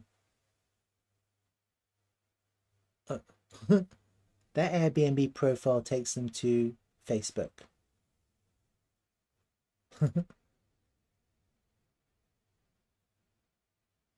Okay. Okay, maybe they'll watch my video and they'll update that. So this is Dtravel here. This is brand new. These guys are on Airbnb, obviously, and now they've got their own website. We've got 3 brand new properties on Dtravel Network. So now anyone who's in the world can book directly with the owners. They don't need to do it through Airbnb, don't need to do it through booking.com. And that should help save people money and give people better service. You're always going to get better service when you're dealing with the owner directly. Always. I promise you. I always give good service anyway, but when someone comes direct, I literally break my back for them because I value them, because they're coming to me directly, you know, and especially if they're repeat customers. So my only observation with their property is that they need better pictures. They're a little bit fuzzy. I don't know if I can give them, there should be like a feedback link. Looks nice. I'd like to see more of the outside as well. But this is interesting because you've got all of this now on Dtravel, and look at that one, Malibu. Malibu are architectural masterpiece with ocean views.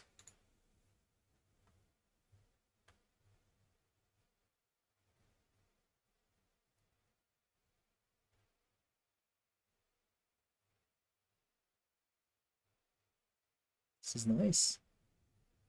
Not my style, but it's nice. Oh, that's the view. That's what you're really here for. This ocean view with balcony.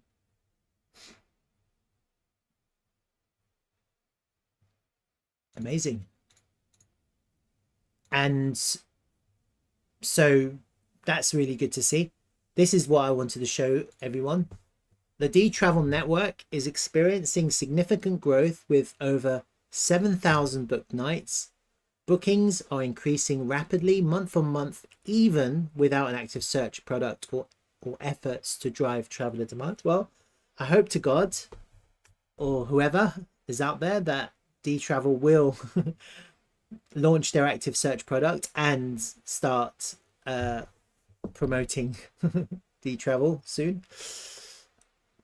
What does this mean? Vacation rental operators who've connected to a crypto wallet are earning TRVL on every booking, contributing to a growing number of TRVL holders worldwide. That's true.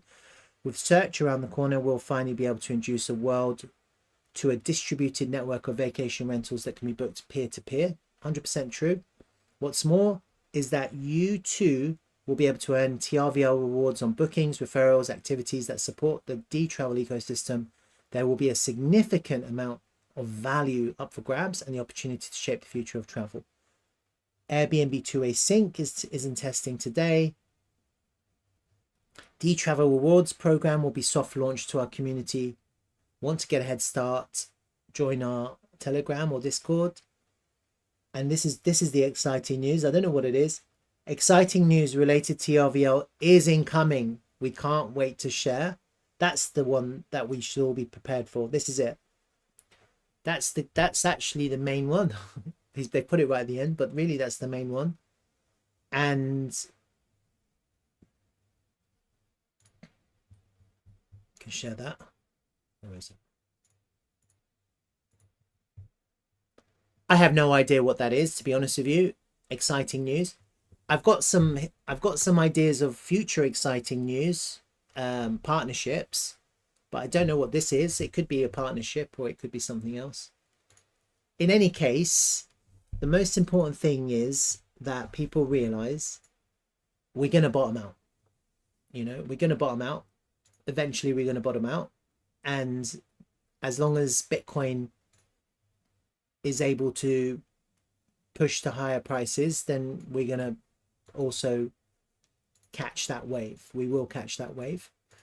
I don't know where this is going to end. Yeah, I do think it's something like this. And that's the thing, corrections, you just don't know. We're coming into support levels now.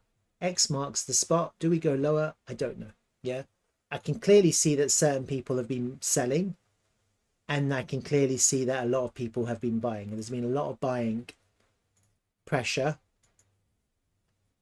in this. You see, there's a lot of selling pressure and the price is struggling to go down. So I can tell you there's a lot of people buying. And in effect, we're creating a floor here because of the volume that's coming in. And in the future, if and when we do go up, then it would be very unlikely to come back down. Very unlikely. It could, anything can happen in crypto, but because of the volume, because of the amount of volume that's been put in here, and that's what I'm seeing. So let's just see what happens. I think ultimately we still have to make a higher high on the weekly time frame. That still requires that level to be broken. If we do impulse out of this area, I have no doubt that we'll see that high taken, and my target for the next impulse wave, honestly, I want to see us go up to 29 cents. Yeah, that's my target. I've always said that's my target in the medium term, and that would be a good place to take profit. If people are looking for a good place to take profit, that would be a good place. I've basically marked it yearly level. You see that 28.5, and the reason why that's a good place to take off profit is because not only do you have like some kind of significant level, but you've also got your it's the golden pocket of the fib retracement. Okay, now can it go up to that price in one go? Is it going to take some time? You know, you've got the golden pocket there as well. See, I don't know, I can't tell you that. I do know that 17.5 is also some sort of area of interest. But what I'd like to see is I'd like to see what happens after we make a higher high here. Because if we do make a higher high, I'd like to see, I don't know, I can't tell. Do we go back down to go up, or do we continue going? I don't know. Yeah, who knows? So that's kind of TRVL. I mean, it's pretty straightforward. It's been quite difficult for a lot of people because it's never easy seeing your value of your portfolio go down so much. It's never easy. On the absolute high of this last push, excuse me, we're down 61%. It's never easy to see that kind of reduction in value in your portfolio. And the lesson here, if people haven't learned yet, is never be 100% in with your value. Yeah, always have a balanced portfolio with fiat as part of the portfolio. Yeah, so as we do go up, I'm not saying take profit quickly, because obviously you don't want to miss higher numbers, but when we do, like if we do kind of get to a euphoric moment where the price is at 30 cents, yeah, don't hesitate to rebalance your portfolio so that you do have dry powder, you do have fiat on the side. Yeah, I'm not saying you wouldn't sell everything, obviously. Of course you wouldn't sell everything, because what if this happens? You don't know. Yeah, but you also have to think, what if this happens? If we get another kind of drawdown and we get another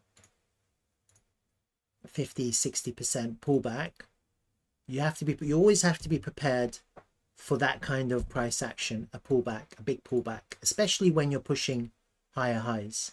So the next time we start pushing higher highs, and in my mind it's going to be as we take out this high here, start thinking to yourself, well, what would I do if there was a 50% pullback? Yeah, and then you'll start increasing your fiat value a little bit, just to make sure that you have, and that doesn't mean you can't be greedy if you have that kind of approach. Yeah, because I know people are thinking to themselves, I'm not going to touch it, I'm just going to wait until euphoria in alt season, that's when I'm going to cash out. And for most people, maybe that's the best strategy, and I'm not saying employ any other kind of technique or strategy, but it's very difficult when people are all in and they see their portfolio pull back 50%. It's better to have a some kind of rebalancing strategy at the highs, so that fiat is part of that, so that if you do get pullbacks, you have the ability to scale back in with your fiat to rebalance again. Okay. And I think most people, I've been talking about that for a long time. And I think if a lot of people have been doing that, they've been selling and now they're trying to buy back in. So that's creating quite healthy price action, because now we can see hidden bullish divergences on the higher time frame. Yeah, and it's probably because people are doing exactly that.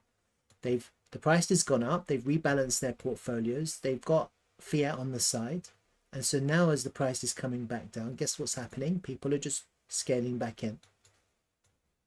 And in the future, when Dtravel kind of starts launching their important features, that's going to give real tangible value to in a really tangible way, give value to TRVL, then you're going to see the price rally like there's no tomorrow, especially with partnerships that have been made. Like, that's really important as well. Once people see the partnerships and once it gets out onto the radar, whether it's on the base chain or whether it's on what other chain are they doing? Base and this AI partnership. All of a sudden you're gonna get like a lot of people get interested in TRVL. That Twitter post, I don't know what people think.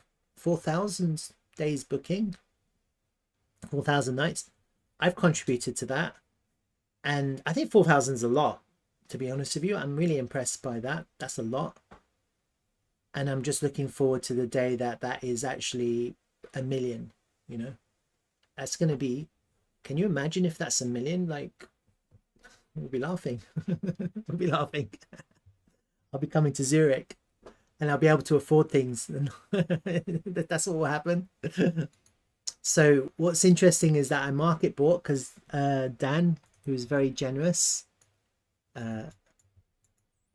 sent me a sticker. I'm going to put this here so people can see it.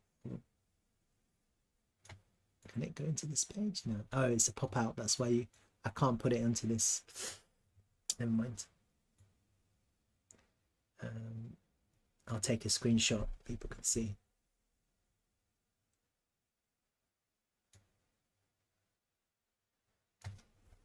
This is what Dan just did. Screenshot. See that? 10 Swiss francs. Thank you, Dan. Appreciate that. Let's celebrate their first super on a live stream. And this is how I celebrate it. I market bought. I bought more actually. And I did say, look, Dan, you're like thinking now the price is going to go up. Well, this is the thing. When you market buy, the price usually comes back down to test, to fill the gap. And so actually this is quite bullish to see that reaction, because it means that after the market buy, there was enough limit orders to hold the price up. Yeah, so the volume down wasn't enough to push the price down. It came into limit orders and the price reacted and the price is right back up. So technically that's actually really healthy to see that kind of reaction with that red candle wick coming down, fill the gap and then right back up. It's quite good to see that. It just means that the gap is now filled, so the price can actually now resume its course. That's why it's better to limit buy if possible, because you don't create gaps with limit buys. But when you do market buy, you create gaps in the market which usually are filled. The only way to overcome that is with off the charts volume, where you create zero prints and volume gaps, which therefore can't get. They usually get filled, but sometimes in rare cases, like for example, I'll give you an example. If someone today was to market buy $1 million USD, $1 million US of TRVL, you'd probably see the price go all the way up to stupid prices, probably. But you'd get a lot of zero prints and then the price would fall back down. You'd get like a one big green candle with a wick on top because people would take profit, and eventually you'd have this kind of inverse hammer, and actually you'll probably end up with a gap forming which doesn't fill because of the volume was so much. That's probably what would happen. I wouldn't recommend it because of the illiquid nature of this token at the moment. Obviously the higher it gets, the easier it will be, the more liquid it will become. Okay, all right, that's TRVL. I hope that helps.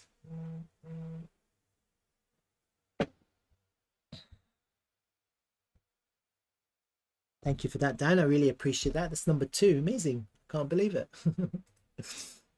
Don't feel obliged to do that, obviously, but I mean, if you want to if you want to see TRVL pump to the moon, can you imagine if in the future I get like thousands of subscribers and everyone is just like sending these kind of $1 emojis, and I'm just here kind of, I can't keep up, I'm just market buying TRVL on stream.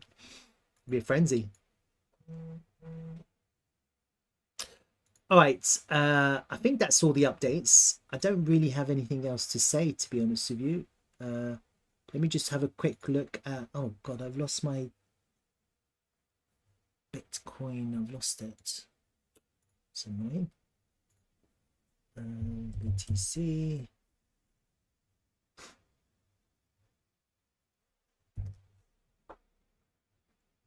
I must have deleted it by accident. BTC on Bybit. Where is it? That is annoying. I must have deleted it. That's not out.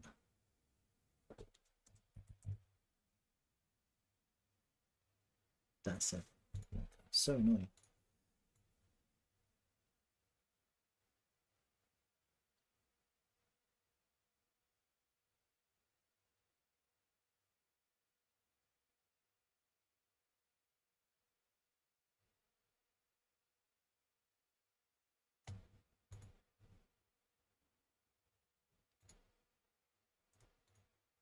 Okay, that's a big drop.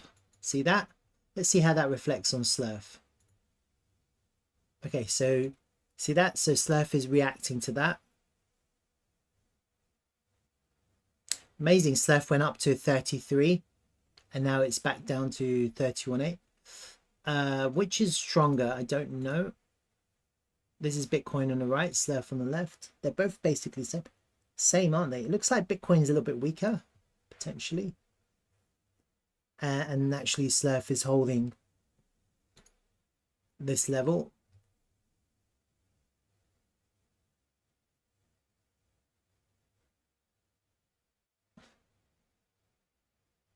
Anyway, can't really tell. It's kind of what I was saying. The correction, like it looks impulsive, but probably not. Probably Slerf is still correcting. I wouldn't mind if we can go higher to my area of interest on Slerf, and that's kind of what I'm thinking at the moment. But I mean, obviously, if Bitcoin starts behaving erratically and starts doing this, then we're not going to get that kind of price action. Let me have a look at ETH BTC. Is it going up or down? It's going up. So the value is coming from, the drop is coming from ETH going up. So that's probably holding up the altcoins a little bit in comparison. USDTD, that's going up. So that's an inverse of Bitcoin. Is that going up as well? Yep, that's going up. So right now Bitcoin on its own is weak, but you look, the DXY is weak too. So right now the drop on Bitcoin is not because of the DXY, it's because of the value leaving Bitcoin and going to altcoins and to ETH. You see that? That's what's happening right now.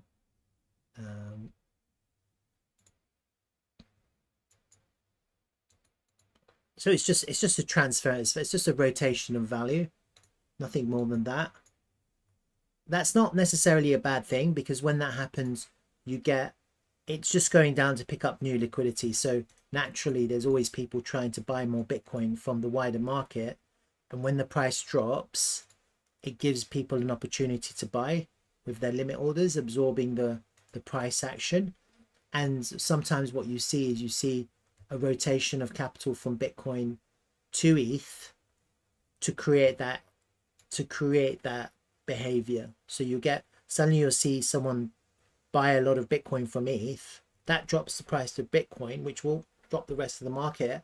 But because ETH is going up, it holds altcoins a little bit. And what happens is that Bitcoin is just picking up more liquidity while the rest of the market has a chance to kind of go up a little bit. Although it doesn't really go up in terms of fiat value because Bitcoin is still dropping. I don't know if that made sense.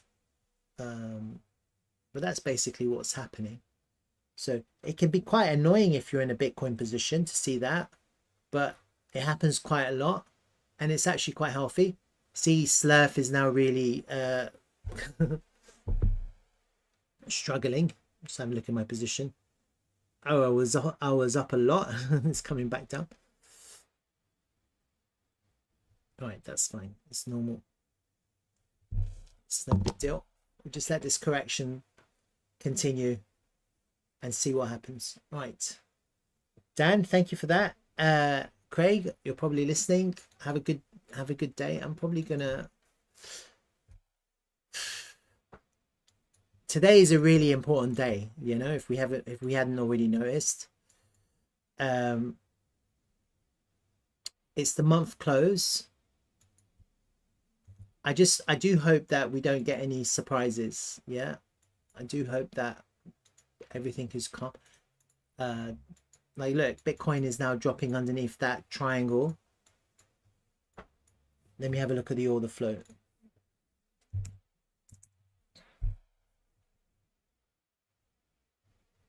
There was a big long that was trapped in the highs there, 12 million, and they've closed at market. Look at that, lots of selling. For all intents and purposes, it's not bullish, it's not bearish, just simply because you're getting lots of longs closed. You're not getting shorts enter the market here. Okay, there's no divergences here. I can see CVD's lower, I can see the price is lower here. On the overall range, there's divergence, but not on this local kind of mini drop. This is effectively longs closing. I can't see crazy liquidations at the moment. Some tiny ones, but not big ones. And now I can see some longs entering. Not many, but just a few.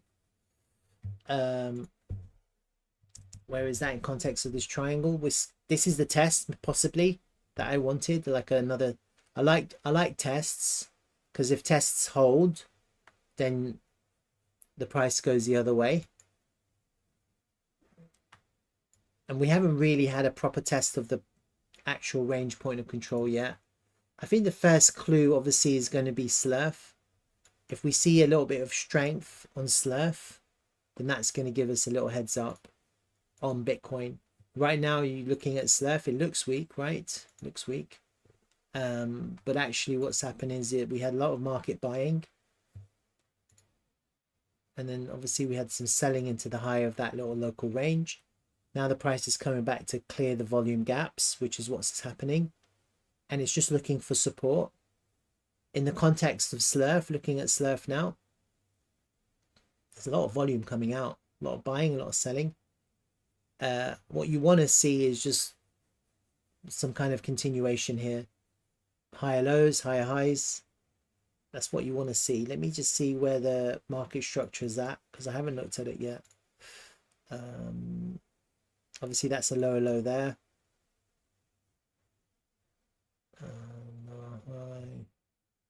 Let's just do it from here. Lower high, lower low. Higher high, higher low. Higher high. Lower low, lower high. Lower low, lower high. Lower low. Higher high. Higher low. Higher high. Okay. So in terms of Slerf, as long as the price is able, we're in the 5-minute bullish time frame market structure. As long as the price is able to hold this low at 3047, then we're holding a higher low. what's happening now is we had a little bit of a market buy up, and now we're having a bit of a market sell off. But actually we're in bullish market structure on the 5-minute time frame, and we're just looking for this to just find support, hopefully to go back up, hopefully. Good afternoon, Shab. I have not heard of the coin called Stay. Shab, have a look at it.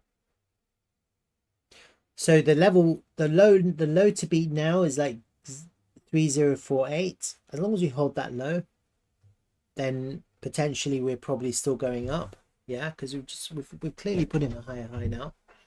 It's kind of what you want to see. And you know, on this local range, we're into the golden pocket. Just make sure we're on the right. We're in log here. Make sure this is log. Yeah.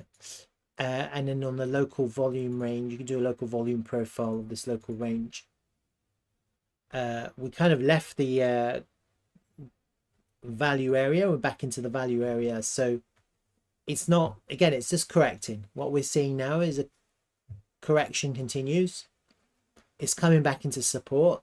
This is an arbitrary level, the golden pocket, but possibly it could head lower to the local range point of control. As long as we don't make a lower low here, then you could make a higher low and then see what happens to the price. It would have to continue.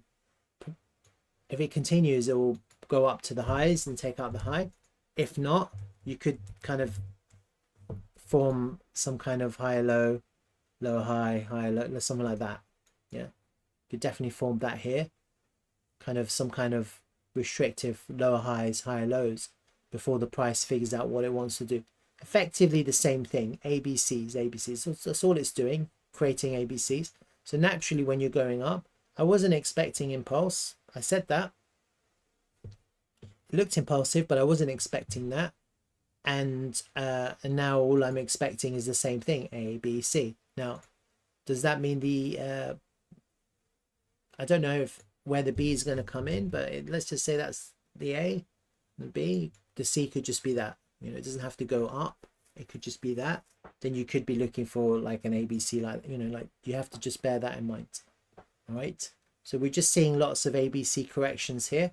This is giving people an opportunity to position in. And that's what you have to understand. As long as the overall market in the context of this is bullish, you're going to have more buyers and sellers, and eventually this is going to pump. It will go up. Eventually it will go up because you'll exhaust the sellers. It's usually what happens. And obviously the invalidation doesn't change. It's very far down. It's all the way down here. So just be aware of that. Right.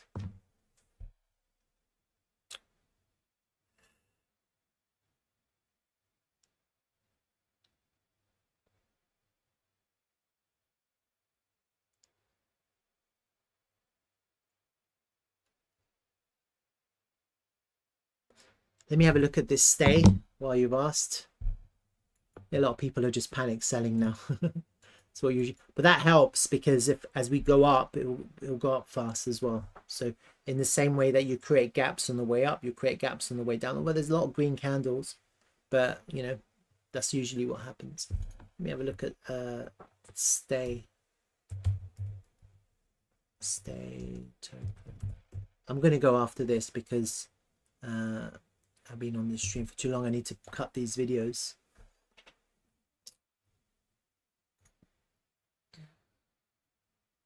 It's new. It's a new token. It's going sideways. 100 million total supply.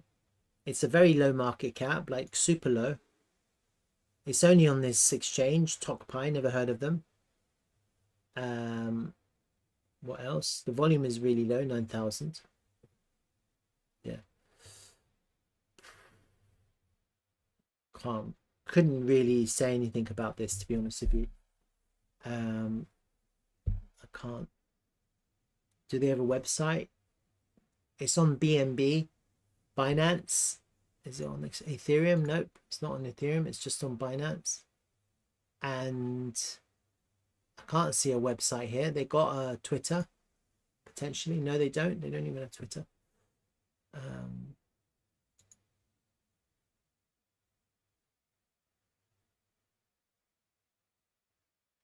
Easily the most undervalued RWA.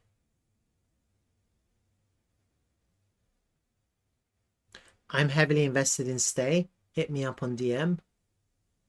Load up on Stay tokens. Loving property guys behind some Stay every day. I have no idea what this is. Like, you've got references to Stay, but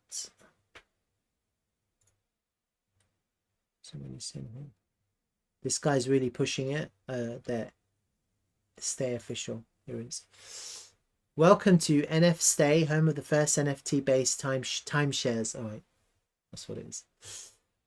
NF Stay, and it's UK. Yeah,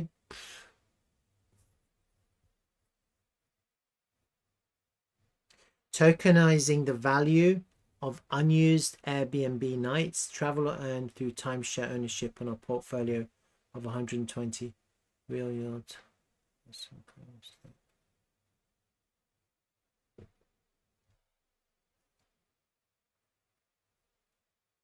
It kind of reminds me of One Fine Stay, actually. You remember One Fine Stay? Is it closed now? So this closed down now. They went bankrupt, One Fine Stay. They were also a British-based company, and they had some kind of something going on.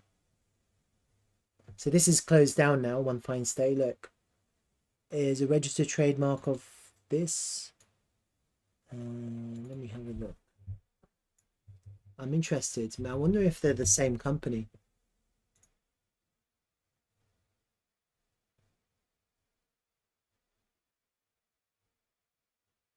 According to this, it says the business is still operating.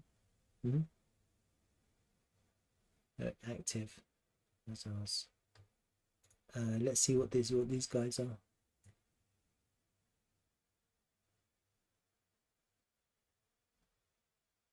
Doesn't say.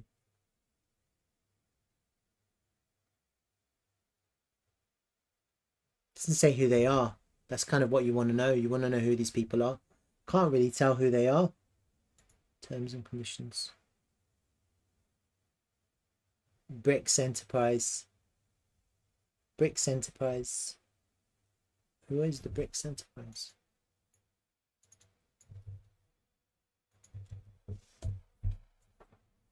The Bricks Enterprises Ltd.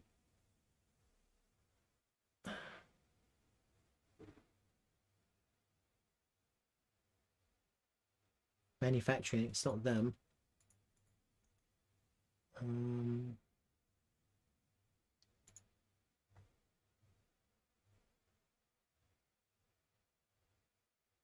Occupation chef, it's not them.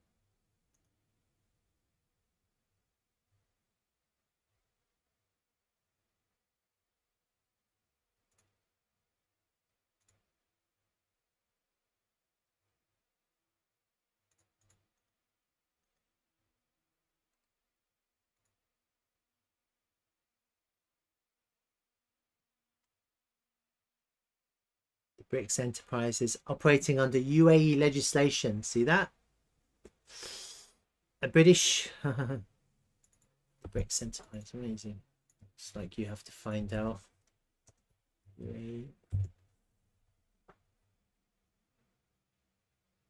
There it is. It's My Bricks Finance. That's who they are. Finally found out. My Bricks Finance. That's the website for the Bricks Enterprise. This is who they are, really. My Bricks Finance, but they don't have a page.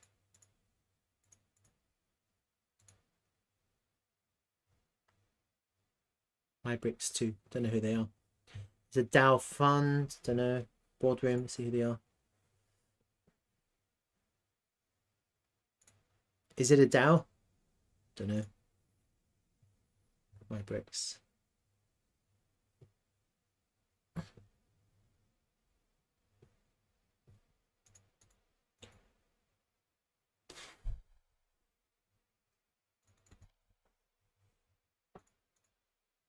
NF stay. I think this is very, I don't know what to say, except sure, why not? It's the thing you have to understand is that it's literally taken Dtravel years to develop and build their network. It's a real world network, deep in, and you've got the peer-to-peer element, which is the peer-to-peer transactions, which are all recorded on the blockchain. And then you've also got the new part, which is being developed, which is the AI part, which is like an AI assistant effectively, which is going to, in the future, it could become really big because you could have an AI creating your holiday, your vacation itinerary. Looking at this, tokenizing the value of unused Airbnb nights, this is basically the night protocol. So Dtravel have already designed this, and the whole idea is that you tokenize the value of any reservation, and then there's a marketplace so that people, if they want to, they can resell that. It's an idea, and part of night protocol functioning is that you have third parties coming and using that protocol, because it doesn't work if it's just this. It will only work if it's everyone, if everyone is participating. So in the future, you can imagine a future where say Booking, or maybe not Airbnb, but like these other kind of smaller operators are using the night protocol, and then they're also, it means that their reservations are tokenized. I think this is highly unlikely, tokenizing the value of unused. I think it's very highly unlikely. I don't see that happening in the near term, and certainly not from Airbnb. I find it very, like, as an Airbnb super, I find it very unlikely. Yeah. So this is all speculation, and maybe this is speculation on the back of the Bitcoin bull market. It might be worth buying some because you might make money. But whether this works or not, I think of everything that I've seen of Dtravel, the night protocol is the most,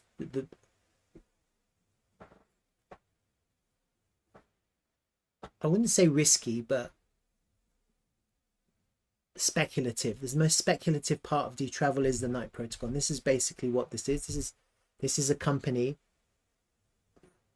creating the idea of tokenizing reservation or nights, which is what the night protocol is. Okay, of all of Dtravel, this is the most speculative part of Dtravel, so also maybe arguably the least valuable, because it might not work. Yeah, so this might not work. If Dtravel works, Dtravel doesn't need the night protocol to work, because Dtravel is a peer-to-peer,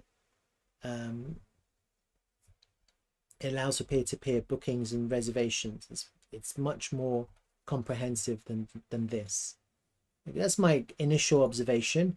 But effectively what they're doing is they're trying to create one aspect of what we are doing, and that's just the most speculative, the hardest part. But here I can see that it isn't just short stay vacation rentals. They're trying to do it, I guess they're trying to do it with other things as well. I don't know. It's not very easy to see or understand. Yeah. And then the other issue is their network. So if you look at their website, they only have 120 plus properties, so it's not much. There's no real value here at the moment, and so in the context of a Bitcoin bull market, it's speculative. I'm not saying it's not going to work. Okay, I'm not saying, look, we're building the ultimate crypto booking engine powered by virtual reality. Yeah. Coming soon. I can tell you it's not coming soon, and all of this is fake. You see that? These are fake. These are fake. These aren't real. It takes you to Airbnb. Maybe it's not fake. No, it's the same guy. Look, so they're all the same guy. Chris.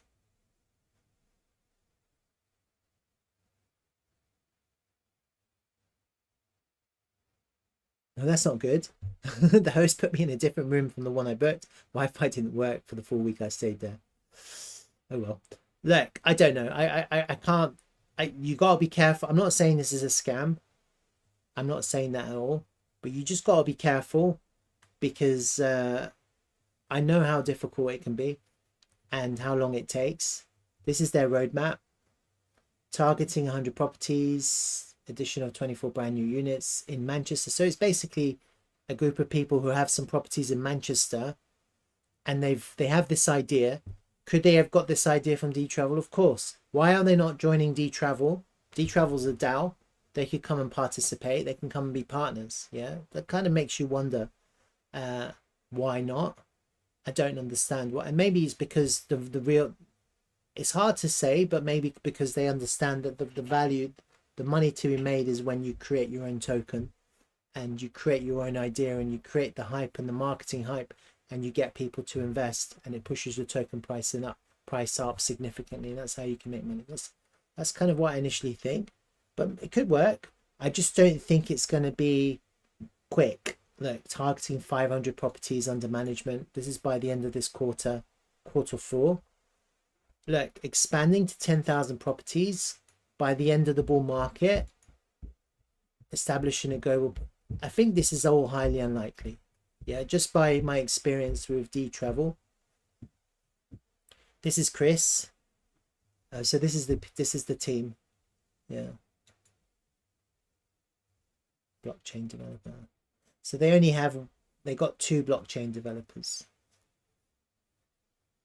Emil Florence. I don't know. I wonder if I'm going to pass this on to Eric, and if he, like maybe he'll reach out to them and say, look, you guys, what are you doing? Just, it makes no sense, actually. And what's interesting, look, here it says portfolio. What's that portfolio? What is this rubbish? What's interesting is here it says they have 1 million value locked.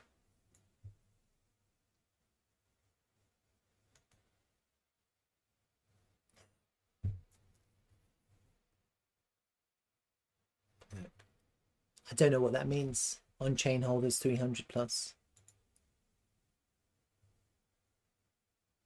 Yeah, there's a lot of questions, right? So that's my thoughts. I don't know why it's in Portuguese in Brazil as well, the language. There's a few questions I have about this. Maybe this is Brazilian, but this is the co-founder. Can't see what these people are. Just don't know anything about them. I'll pass that on to Eric and then see what he has to say. All right. I hope you have a wonderful day. And I'm going to head out and do stuff. And then let's see what happens. I hope crypto... I hope we find a floor on the whole of crypto. Look, Bitcoin is pulling back. Coming into a daily level now on Bitcoin. You see that? Maybe we're going to get a scare here. Let's see what Slerf is doing. I hope Slerf doesn't reject, because that will look really bearish.